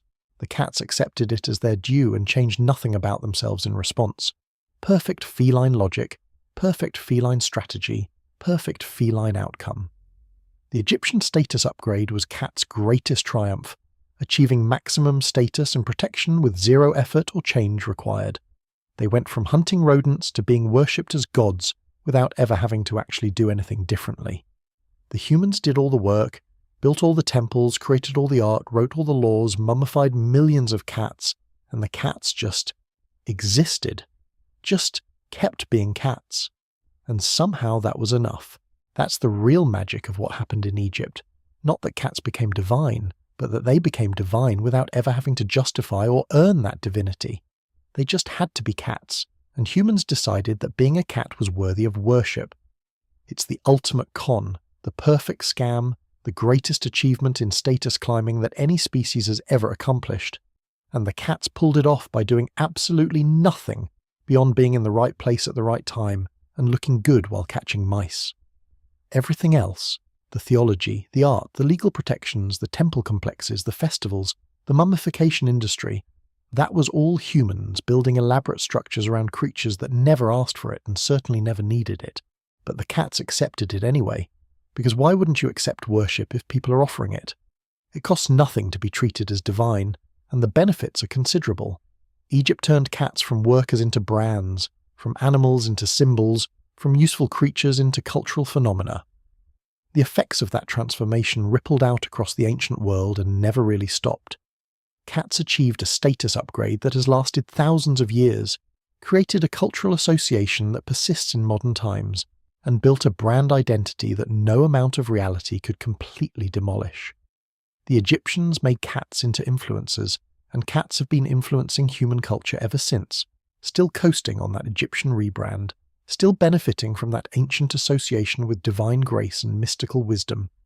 Not bad for animals whose main contribution to civilization is killing rodents. The Egyptian upgrade was permanent, comprehensive, and required zero effort from the cats themselves. They just had to show up, be cats, and let humans build religious and cultural frameworks around them.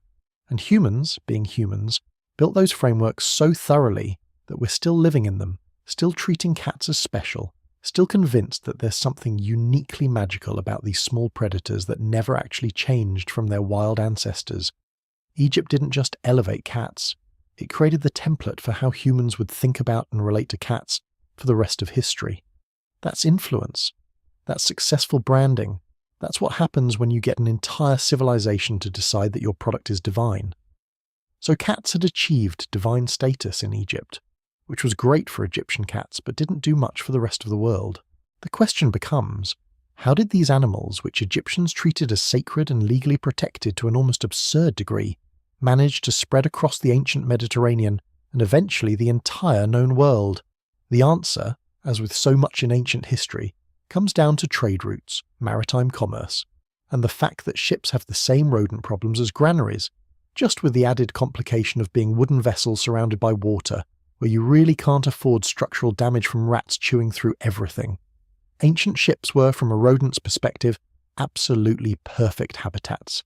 You've got stored food for the crew, grain, dried meat, whatever provisions were needed for weeks or months at sea. You've got cargo holds often filled with trade goods, including more grain, textiles, and other organic materials that rats find either edible or useful for nesting. You've got a complex structure with lots of small spaces perfect for hiding and breeding. And you've got a captive environment where the rats have no predators and nowhere else to go. It's a floating paradise for rodents, which meant it was a floating disaster for sailors and merchants. The damage rats could do to a ship was genuinely catastrophic. They'd chew through ropes, important when your entire sail system depends on ropes staying intact. They'd gnaw on wooden structural components, weakening the vessel. They'd contaminate food supplies, which on a long voyage could mean the difference between reaching your destination and dying of starvation at sea. They'd spread disease in the confined space of a ship where one sick rat could infect the entire vessel's population, human and rodent alike. And they'd breed with such enthusiasm that a ship that left port with a minor rat problem could arrive at its destination with a full-scale infestation that threatened to spread to the receiving port. Ship captains and merchants needed a solution, and the solution was obvious to anyone who'd seen cats work in Egyptian granaries. Bring cats aboard. Not as passengers, not as pets, but as essential crew members whose job was to hunt and kill the rodents that threatened the ship's cargo, structure, and provisions. This was practical necessity, not sentiment. A good ship's cat could mean the difference between a profitable voyage and a complete disaster. So cats started being included in ship crews, probably initially on Egyptian vessels and then spreading to other maritime cultures as word got around about their effectiveness. Now here's where it gets interesting. Cats, as we've discussed extensively, are not particularly loyal or controllable. You can't train a cat to stay on a ship the way you might train a dog. Cats go where they want, when they want, and they're perfectly capable of abandoning ship, sometimes literally, if conditions don't suit them. So what happened, repeatedly, was that ships would arrive in port with cats aboard. The cats would disembark to explore the new territory, and some of them would simply decide not to return to the ship. Why would they? Port cities had abundant rodent populations, interesting new hunting grounds, and didn't involve the discomfort of being on a rocking wooden vessel for weeks at a time. This created an accidental diaspora. Cats were being distributed around the Mediterranean not through planned introduction or deliberate breeding programs, but through simple desertion. A ship from Egypt would dock in Phoenicia, the cats would go ashore, and maybe one or two would find the port city appealing enough to stay. Another ship would travel to Greece, cats would disembark, and some portion would become permanent Greek residents. Merchant vessels travelling to Rome would inadvertently deposit cats who decided Italian rodents were worth hunting. The cats were essentially hitchhiking on trade routes, using ships as transportation to new territories, and then establishing themselves wherever they found favourable conditions. The sailors couldn't really stop this. You can't force a cat to stay on a ship if it's determined to leave. You could try keeping the cats confined below decks, but then they can't effectively hunt, which defeats their entire purpose. You could try selecting particularly loyal or attached cats, but as we've established, cats don't really do loyalty the way other domestic animals do. So ship captains just accepted that some percentage of their feline crew would desert at every port, and they'd need to acquire new cats periodically to maintain effective rodent control. This created a constant circulation of cats around the Mediterranean trade network, with individual cats moving between ships and ports, spreading their genetics and establishing populations in new locations. The Phoenicians were probably the primary vectors for this feline distribution. They were the master maritime traders of the ancient Mediterranean, with routes extending from the Levant to North Africa to southern Europe, and eventually beyond the Mediterranean entirely. Their ships carried everything: grain, textiles, purple dye, timber, metals, and they needed effective rodent control for all of it. So Phoenician vessels consistently carried cats, and those cats consistently jumped ship in ports from Carthage to Cyprus to the southern coast of what's now Spain. The Phoenicians accidentally became the primary dispersal mechanism for cats across the ancient world. creating feline populations in locations that had never seen these animals before. The Greeks encountered cats relatively early through this maritime trade network, probably around the 6th or 7th century BCE. And the Greek response to cats is fascinating because it reveals how different cultures interpreted the same animal through completely different philosophical lenses. The Egyptians had seen divine representatives of Bastet. The Greeks saw embodiments of aesthetic and behavioural ideals that fit their cultural values in ways that had nothing to do with religion. Greek philosophy and culture placed enormous emphasis on sophrosyne, self-control, moderation, the ability to remain composed and rational even in difficult circumstances. And cats, from the Greek perspective, demonstrated these qualities perfectly. They were calm, they didn't show excessive emotion, they approached situations with caution and assessment rather than impulsive reaction. A cat watching prey moves with perfect patience, perfect self-control, waiting for exactly the right moment to strike. That's sophrosyne in action, Greeks thought. That's the ideal of measured response and rational behaviour manifesting in animal form. The Greek artistic representations of cats emphasise this interpretation.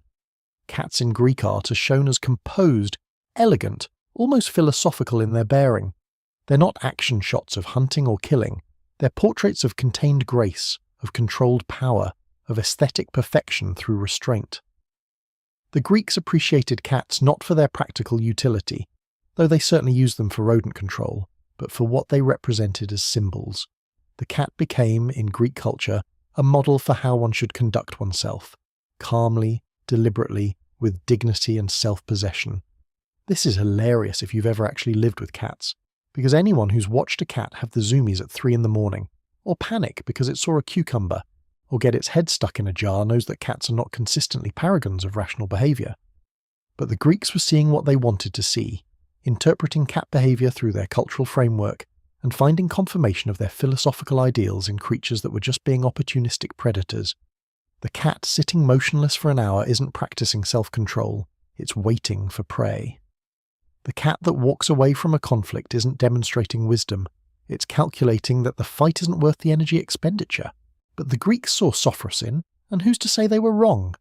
Interpretation is everything. The Romans, when they eventually encountered cats through both Greek influence and direct trade with Egypt, had a somewhat different take. Roman culture was practical, military, focused on conquest and administration, and the mechanics of running an empire. They didn't need cats to be philosophical symbols. They needed them to protect grain stores, which were critical to feeding the enormous population of Rome and supplying the legions that maintained the empire. Rome had perhaps the most complex grain distribution system in the ancient world, with supplies coming from Egypt, North Africa, Sicily, and other provinces, all needing storage and protection from rodents. So Romans initially valued cats for pure utility. They were muris bellator, mouse warriors, small soldiers in the war against rodents. This is very Roman thinking. Even cats get military terminology, because everything in Rome gets viewed through the lens of military organisation and conflict. The cats were doing battle with mice, therefore they were warriors, therefore they deserved respect for their service to the state. It's pragmatic, it's systematic, and it completely misses the point that cats don't think of themselves as serving anyone or anything except their own interests. But even the practical Romans couldn't resist anthropomorphizing cats eventually. The way cats carried themselves, that distinctive feline posture, back straight, head high, moving with absolute confidence through any space, the Romans interpreted as dignitas. This was a crucial Roman virtue, the quality of personal gravitas and self-respect that every proper Roman citizen should display. And here were these small animals, imported from Egypt, demonstrating perfect dignitas in every movement. They didn't bow to anyone, didn't show deference, carried themselves with the bearing of aristocrats. Never mind that this was just normal cat behaviour with no social or philosophical meaning behind it. The Romans saw it as admirable and started viewing cats as models of proper comportment. The fact that cats showed absolutely zero respect for Roman authority only enhanced this perception. A cat in a Roman villa would walk past a senator with complete indifference, would ignore a general's commands, would treat slaves and patricians with exactly the same casual disregard. This wasn't rebellion. Rebellion requires caring enough about authority to oppose it. This was pure indifference, the cat operating according to its own priorities without any acknowledgement that human social hierarchies existed. And the Romans, bizarrely, found this admirable. The cat had dignitas because it couldn't be compelled or impressed by status. It treated everyone with equal indifference, which in a weird way was egalitarian and principled. Cats spread through the Roman Empire with impressive speed once the Romans accepted them. Every major city needed granaries, every granary needed rodent control, every instance of rodent control increased demand for cats, and unlike dogs, which needed to be deliberately bred and distributed, cats essentially distributed themselves. A breeding population of cats in Rome would produce offspring, some of which would follow trade routes or military movements to new locations, establishing new populations wherever Romans stored grain or established settlements. The cats were colonizing the empire right alongside the Romans, except the cats were doing it accidentally while the Romans were doing it. With elaborate military campaigns and administrative systems, Roman soldiers stationed on the frontiers apparently kept cats for both practical and morale purposes. A fort on the Germanic frontier or in Britain needed rodent control just as much as a villa in Rome, maybe more given the harsher conditions and the importance of protecting limited food supplies. But the soldiers also seem to have appreciated the cat's company, or at least their presence. There's something comforting about a small predator that voluntarily shares your space, that treats your military camp as acceptable territory, that provides a connection to civilized life even in remote postings. The cats were like pieces of home, reminders that despite being in barbarous frontier regions, Roman culture and order still prevailed. Though the cats naturally didn't see it that way. They didn't care whether they were in Rome or Britain or Egypt or Gaul. A mouse is a mouse, a rat is a rat, and a warm building is a warm building. The human political and military structures were completely irrelevant to feline concerns. The cats were the same on the Scottish border as they were in North Africa, independent predators going about their business, tolerating human presence as long as it didn't interfere with hunting. The fact that the humans had built an entire empire and were very proud of it was, from the cat perspective, mildly interesting background detail at best. The spread of cats through the Roman Empire created something like standardization of cat behavior and appearance across a huge geographic area. Because cats from different regions were interbreeding as they moved along trade routes, the genetic diversity remained relatively high, while still creating a recognizable type. Mediterranean cats developed certain common characteristics, size range, coat patterns, behavioral tendencies, that distinguished them from their African wildcat ancestors, while still remaining fundamentally the same species. They were becoming slightly more uniform without becoming dramatically different, which is fitting for animals that were barely being domesticated at all. Greek and Roman literature occasionally mentions cats, though less often than you might expect given their apparent importance. This is partly because cats weren't considered particularly noteworthy. They were useful animals, certainly, but not exotic or remarkable enough to warrant extensive commentary. Dogs got more literary attention because they had more dramatic roles in hunting and warfare. Horses were crucial for transportation and military campaigns. Cattle, sheep, and pigs were central to agricultural economy. Cats just killed mice, and while that was valuable, it wasn't the kind of thing that inspired epic poetry or philosophical treatises. But when cats do appear in Greek and Roman sources, they're almost always portrayed positively. There are descriptions of their hunting prowess, admiration for their independence and self-sufficiency, appreciation for their aesthetic qualities. You don't find the kind of ambivalence or negativity that would emerge later in medieval European culture. For the Greeks and Romans, cats were good, useful, beautiful, behaviourally admirable, worthy of respect if not quite worship. They hadn't accumulated the supernatural or demonic associations that would later plague them. They were just cats, doing cat things, and that was perfectly acceptable. The practicality of Roman cat-keeping also meant that cats spread to all levels of society. Wealthy Romans might keep cats in their elaborate villas, appreciating both their utility and their aesthetic appeal. But poor Romans in apartment buildings, the famous insulae that housed Rome's working classes, also kept cats for the same reasons. Cats didn't require much space, didn't need expensive feeding since they hunted for themselves, and provided valuable service by killing the rodents that would otherwise infest crowded urban housing. They were democratic animals in that sense, equally useful to all economic classes, The Roman military's adoption of cats also meant that feline populations followed the legions to the absolute edges of the empire. Cats ended up in Britain not because anyone planned to introduce them there, but because Roman soldiers stationed in Britain wanted rodent control and familiar companionship. Cats reached the Rhine and Danube frontiers because that's where the Roman military established forts and supply depots that needed protection from vermin. The cats were accidental colonizers, expanding their range through association with human empire building rather than through any feline ambition. And just like in the ships that had originally distributed them, cats in these frontier outposts would occasionally wander off into the surrounding countryside, establishing feral or semi-feral populations in regions beyond Roman control. A cat from a fort on Hadrian's Wall might wander into Caledonia, find the hunting acceptable and decide to stay. Its offspring would be functionally wild animals with some domestic cat genetics, creating populations that existed independent of human settlements. The cats were rewilding themselves even as they spread through civilization, maintaining that perfect balance between domestic and wild that had always characterized their relationship with humans. The Greeks and Romans also contributed to cat mythology in ways that would persist long after their civilizations declined. The association of cats with feminine grace and independence, the idea that cats are mysterious and inscrutable, the notion that cats possess special knowledge or abilities, these concepts were reinforced and elaborated in Greek and Roman culture, building on the Egyptian foundation but adding new layers of interpretation. The cat as symbol became richer and more complex, accumulating meaning and association that went far beyond __quote_94__. Both cultures produced cat-related art and artifacts that emphasized the aesthetic appeal of cats. Mosaics, showing cats hunting, small bronze statues of cats in various poses, decorative elements incorporating feline forms, cats were considered beautiful and worth depicting, which helped establish their status as creatures of cultural value, beyond pure utility. When you start making art of an animal, when you incorporate it into your aesthetic language, you're signaling that it has moved beyond mere function into the realm of symbol and meaning.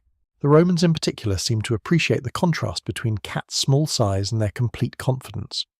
Roman culture valued military prowess and physical dominance, but here were these tiny predators, maybe 10 pounds, that carried themselves with more dignitas than many human citizens.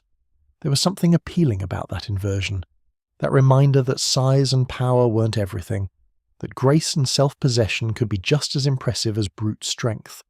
The cat became a kind of mascot for the underappreciated, the small but capable, the physically unimposing that nevertheless commanded respect. Of course, the cats had no idea they were serving as symbols or models or mascots. They were just living their lives, hunting rodents, tolerating humans when beneficial, maintaining their independence despite living in the heart of human civilization. The meanings that Greeks and Romans projected onto them were entirely human constructions, cultural interpretations that said more about Greek and Roman values than about actual cat nature. But those interpretations stuck, became part of how Mediterranean cultures thought about and related to cats, and influenced how cats would be viewed in European culture for centuries to come. The maritime spread of cats also created genetic mixing that wouldn't have occurred otherwise, Egyptian cats interbreeding with whatever wild or feral felines existed in other regions, creating hybrid populations with mixed ancestry. This genetic diversity probably helped cats adapt to new environments. Some genetic variants would be better suited to colder climates, others to different prey populations, others to varying levels of human proximity. The cats that thrived in any particular region would be the ones whose genetics happened to suit that environment, creating localized adaptation without dramatic speciation. But despite all this geographic spread and environmental adaptation, cats remained remarkably consistent in behavior and appearance. A cat in Rome behaved essentially like a cat in Athens, which behaved essentially like a cat in Alexandria. The core feline template, solitary, independent, predatory, self-sufficient, remained intact regardless of location. The Greeks and Romans didn't change cats any more than the Egyptians had. They just provided new environments for cats to exploit, new human populations to tolerate, new meanings to be projected onto while cats remained fundamentally unchanged. By the height of the Roman Empire, cats were established throughout the Mediterranean world and into Europe, Britain and North Africa. They'd gone from Egyptian sacred animals to cosmopolitan residents of the ancient world's major civilizations in just a few centuries, spread primarily through maritime trade and military logistics. They'd accumulated new symbolic meanings, new cultural associations, new roles in human society. But they hadn't changed. They were still the same animals, still operating on the same principles, still maintaining that precarious balance between wild and domestic that had always defined their relationship with humans. The Greeks gave cats philosophical meaning. The Romans gave them military terminology and dignitas. Both cultures appreciated their aesthetic qualities, their practical utility, and their behavioral characteristics that could be interpreted as virtues. But neither culture actually domesticated cats any further than they'd already been domesticated, which is to say, barely at all. The cats remained wild animals that tolerated human proximity, predators that happened to serve human interests while pursuing their own, independent creatures that had learned to extract benefits from human civilization without surrendering their autonomy. And the cats continued their accidental conquest of the known world, spread by ships and soldiers, distributed by trade routes and military campaigns, establishing populations wherever humans stored grain and needed rodent control. They were the most successful invasive species in history, except they weren't really invasive. They were invited, needed, welcomed, even celebrated. They just happened to arrive on their own terms, stay on their own terms, and maintain their wild nature while living in the heart of civilization. The Greeks and Romans, like the Egyptians before them, thought they were incorporating cats into their culture. The cats knew they were just visiting temporarily, for as long as it remained advantageous, and they could leave any time they wanted. The ships that had carried them across the Mediterranean were elevators of globalization, but the cats were the ones choosing which floors to get off on, and once they'd established themselves in a new location, once they'd determined that the rodent population was adequate and the humans were tolerably non-threatening, they settled in and became permanent residents, not citizens of Rome or Athens or any human city, but territorial residents who decided that this particular location suited their purposes. The Romans could conquer and administrate all they wanted. The cats were conducting their own colonization, parallel to but independent of human imperial ambitions. By the time the Roman Empire began its long decline, cats were too established throughout Europe and the Mediterranean to be affected by the collapse of political structures. Empires rise and fall, but rodents are eternal, and therefore the predators that hunt rodents are eternal too. The cats had successfully globalized, achieving distribution that would persist regardless of whatever human civilizations rose or fell around them. They'd won without fighting, spread without organizing, conquered without armies, just by being useful, being tolerant enough to coexist with humans, and being absolutely unwilling to change their fundamental nature for anyone or anything.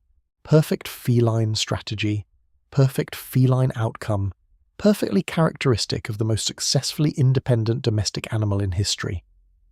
While cats were busy conquering the Mediterranean and establishing themselves as cosmopolitan residents of the classical world, something completely separate was happening on the other side of Eurasia, because it turns out that the agricultural revolution and the inevitable rodent problems that came with it wasn't unique to the Fertile Crescent in Egypt. Asia had its own agricultural development, its own grain storage challenges, and conveniently enough, its own wildcats that happened to specialize in hunting exactly the kind of small prey that infested grain stores. Enter the leopard cat, Prionelurus bengalensis, about to embark on its own parallel journey towards something resembling domestication. The leopard cat is smaller than the African wildcat, more distinctly patterned with spots and rosettes, and if anything, even more thoroughly wild and independent. These cats lived across huge swathes of Asia, from Siberia to India to Southeast Asia, adapting to environments ranging from cold forests to tropical jungles, and in the regions where rice cultivation became dominant, particularly in ancient China, these cats noticed the same opportunity that African wildcats had noticed around wheat granaries thousands of years earlier. Where humans store grain, rodents concentrate, and concentrated rodents make for excellent hunting. So the leopard cat started doing exactly what African wildcats had done, hanging around agricultural settlements, hunting rodents, tolerating minimal human proximity when the benefit was worth the discomfort. The Chinese farmers, facing identical rodent problems to their Middle Eastern counterparts, had identical responses. This wild predator is solving our pest problem, let's not interfere with it. The same dynamic, the same practical arrangement, the same unspoken contract, just with a different cat species in a different agricultural system several thousand miles away. This is what makes the cat domestication story so remarkable. It happened twice, completely independently, with two different wildcat species arriving at essentially the same solution to the same problem. It's parallel evolution in action, except it's parallel cultural evolution, parallel accommodation between humans and felines. The Chinese weren't copying anything from the Middle East. They had no knowledge of Egyptian cat worship or Greek philosophical interpretations of feline behaviour. They just noticed that these small spotted predators were useful and decided to tolerate their presence. Everything else followed from that basic pragmatic calculation. But there was a crucial difference. The leopard cat never really warmed up to humans the way even African wildcats eventually did.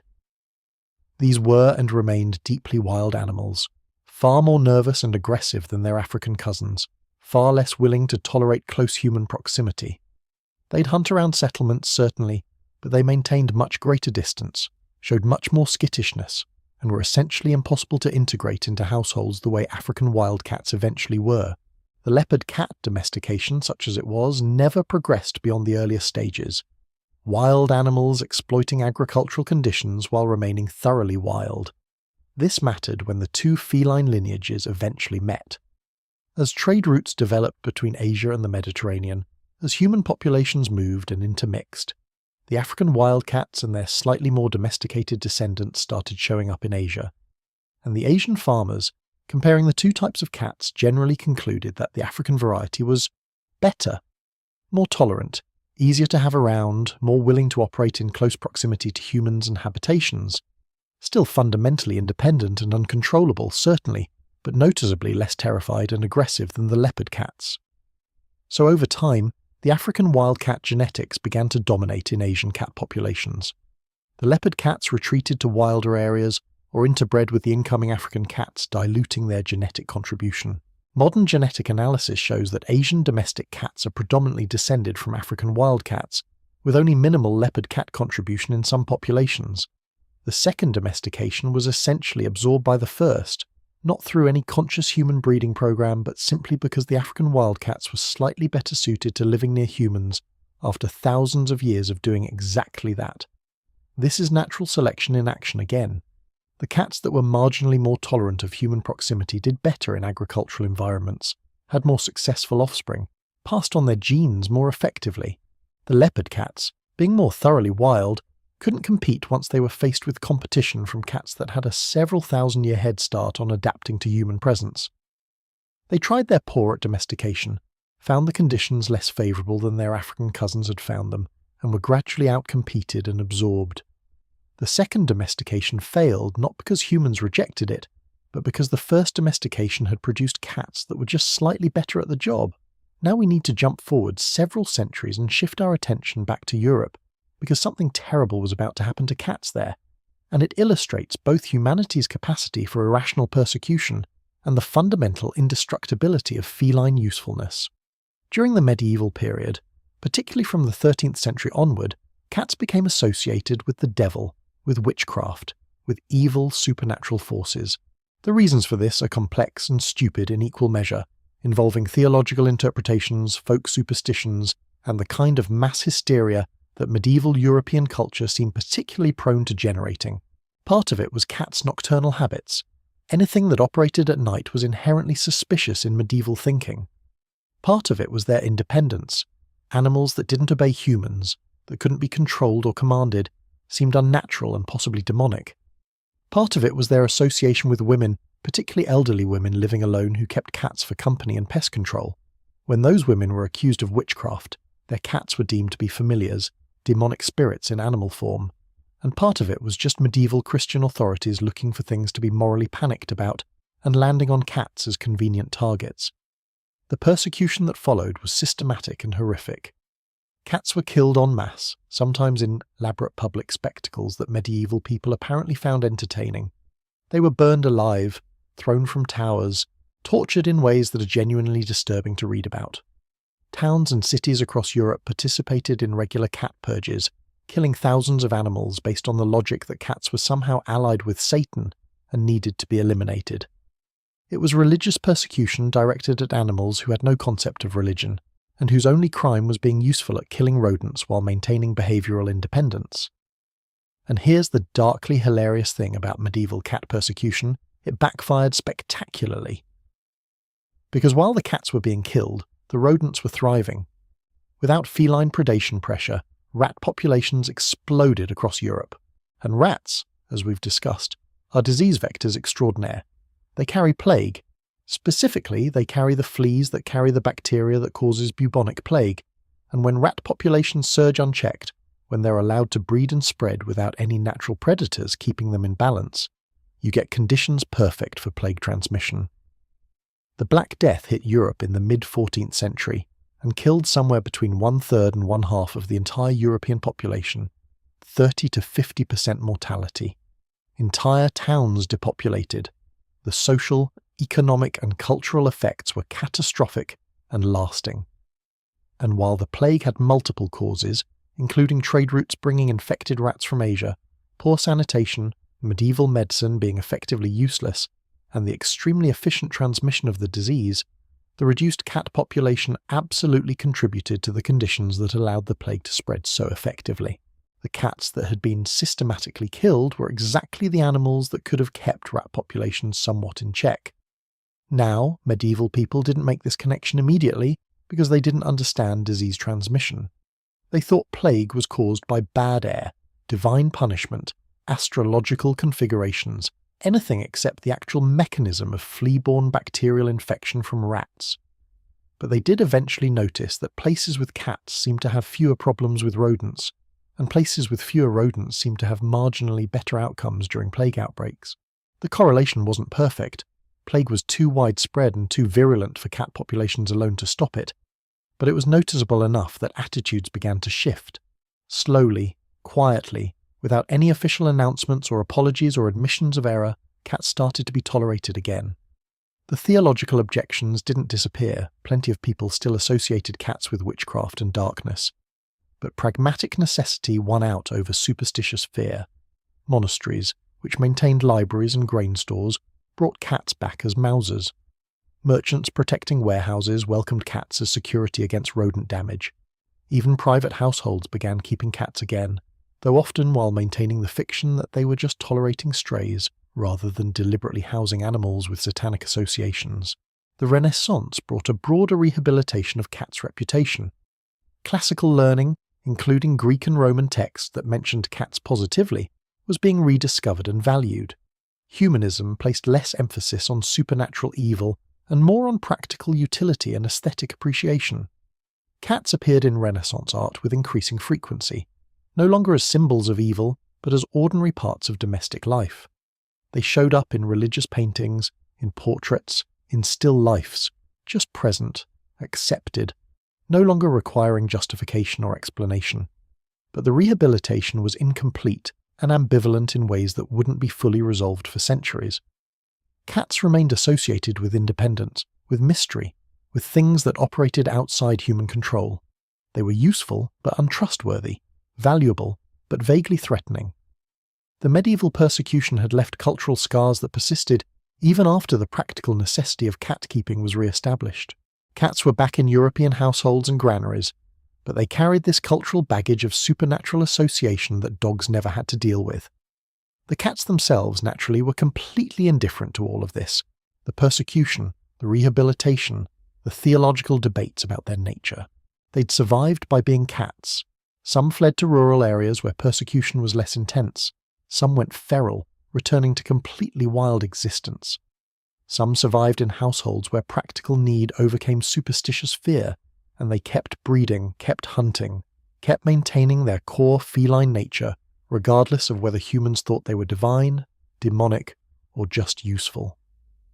The genome remained unchanged, the behavior remained unchanged. The fundamental catness of cats survived everything medieval Europe threw at them. By the time European exploration and colonization began spreading across the globe, cats were fully rehabilitated and were included in ships' crews and colonial settlements as essential equipment. The cats that Europeans brought to the Americas to Australia, to islands throughout the world's oceans. These were the same animals, genetically and behaviourally, that had first approached grain stores in the Fertile Crescent 10,000 years earlier. They'd been worshipped in Egypt, philosophised about in Greece, given military honours in Rome, persecuted in medieval Europe, and they remained essentially unchanged through all of it. And this brings us to the final reckoning, the conclusion of this 10,000-year story of what humans call domestication, and what cats might call a prolonged visit with useful hosts. Because when you look at the complete arc of cat-human relations, what you see is an animal that successfully negotiated coexistence with humanity on its own terms, maintaining its wild nature while enjoying all the benefits of domestic life. Cats were never truly domesticated in the sense that other animals were domesticated. They were never broken, never subordinated, never transformed into creatures dependent on or obedient to humans. What happened instead was a masterclass in minimal adaptation for maximum benefit. Cats figured out that tolerating human proximity gave them access to concentrated prey and safer territory. So they became tolerant enough to exist near humans without constant stress. That's it. That's the entire extent of their adaptation. They didn't become friendly, they became tolerant. They didn't become obedient, they became calculating about when cooperation was beneficial. They didn't become dependent. They remained completely capable of independent survival, while choosing to associate with humans when advantageous. The __quote, _95 happened twice. Once with African wildcats in the Fertile Crescent and Egypt, once with leopard cats in Asia. But in both cases it was the same story. Agricultural surplus attracted rodents. Rodents attracted cats. Cats tolerated humans just enough to exploit the situation. Humans benefited enough from rodent control to tolerate the cats. No force, no selective breeding for most of the relationship, no dramatic genetic transformation. Just mutual benefits stabilized by the minimal behavioral adaptations necessary to maintain proximity. The marketing happened through accident and projection. Egyptians made cats divine and created the brand identity that still influences how we see cats today: mysterious, graceful, special. Greeks and Romans added philosophical and aesthetic meaning, interpreting cat behavior through cultural lenses that had nothing to do with actual cat motivation. Every culture that encountered cats projected its own meanings and values onto them, creating elaborate interpretations of behaviors that were really just basic feline instinct.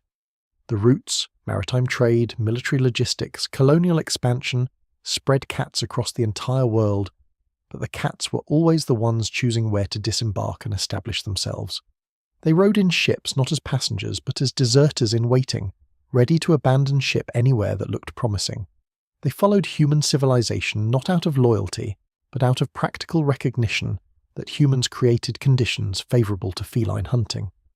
They globalized alongside human empires while remaining completely independent of those empires, and the result, 10,000 years later, is 300 million house cats worldwide, all of them carrying essentially the same wild genetic heritage, all of them capable of reverting to completely feral existence within a generation, all of them hunting compulsively even when overfed, all of them maintaining independence and self-sufficiency while living in human households. Humans think we domesticated them. The cats know better. They domesticated themselves, or more accurately, they achieved the remarkable feat of living with humans for 10,000 years while changing almost nothing about their fundamental nature. This is the cat victory, winning without surrendering, adapting without changing, benefiting without owing. They found the minimum viable adjustment to tolerate human proximity, made exactly that adjustment and no more, and parlayed it into global dominance, legal protection in multiple civilizations, religious worship in at least one major culture, and eventually into becoming one of the world's most popular companion animals, all while remaining 95% wild, all while retaining complete behavioral independence, all while maintaining the ability to walk away from humanity any time they choose. The strategy was perfect. The execution was flawless. The outcome was total victory, disguised as domestication, misinterpreted as human achievement, but actually representing feline success on a scale that no other species has matched. Dogs submitted and were transformed. Cats tolerated and remained unchanged. And somehow the cats ended up just as successful, just as widespread, just as integrated into human society, while keeping everything that made them cats. So here we are, 10,000 years into a relationship that both species entered for practical reasons and that neither species fully understands. Humans think we have pet cats. The cats know they have convenient human servants who provide food, shelter, and territory protection in exchange for minimal performance of affection and occasional rodent control. It's the longest-running con in history, and it's working so well that humans don't even recognize it as a con. We call it love, call it companionship, call it successful domestication.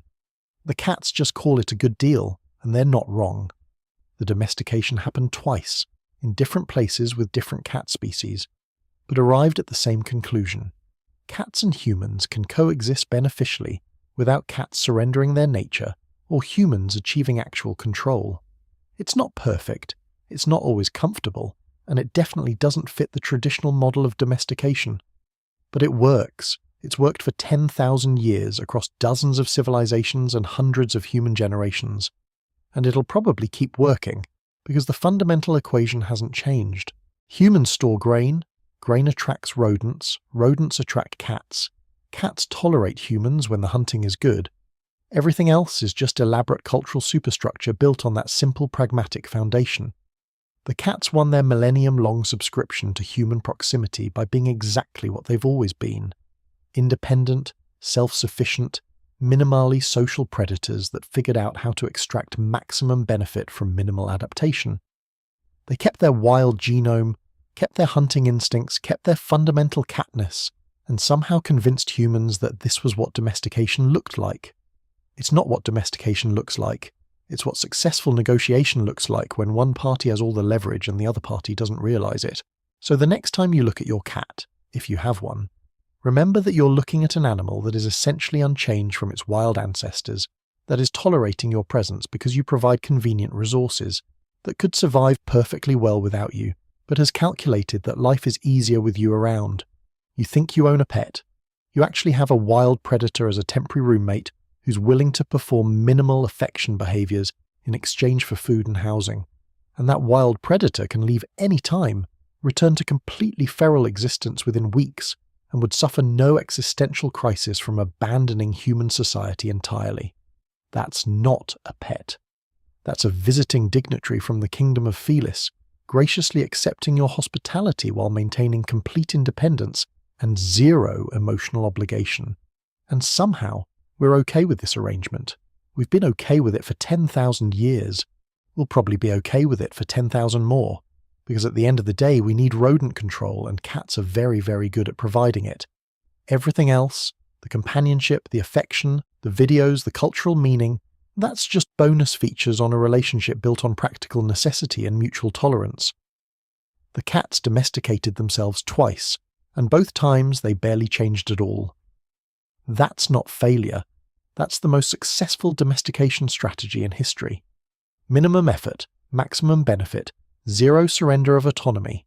Perfectly feline, perfectly logical, perfectly emblematic of a species that has spent 10,000 years living with humans while never quite becoming domestic. They remain wild at heart, wild in behavior, and wild in their fundamental understanding that humans are useful but optional, convenient but not necessary, acceptable territory mates but never really owners. And with that, we've reached the end of our journey through the strange, complex, often hilarious story of how cats became cats, or more accurately, how cats remained cats, while humans convinced themselves that domestication was happening. They're still out there, still hunting, still tolerating us, still performing their minimal affection theatre, still maintaining their wild genome and wild instincts. They won the domestication game by refusing to play it, and that victory is complete, permanent, and still unacknowledged by most of humanity. Sleep well, knowing that the small predator sharing your home is essentially a wild animal that's choosing to be there, temporarily, for reasons that are entirely its own. And if that doesn't humble you about humanity's place in the natural order, nothing will. Sweet dreams, and may your cats continue tolerating your presence for as long as it remains mutually beneficial. They'll let you know if that changes. Good night. Good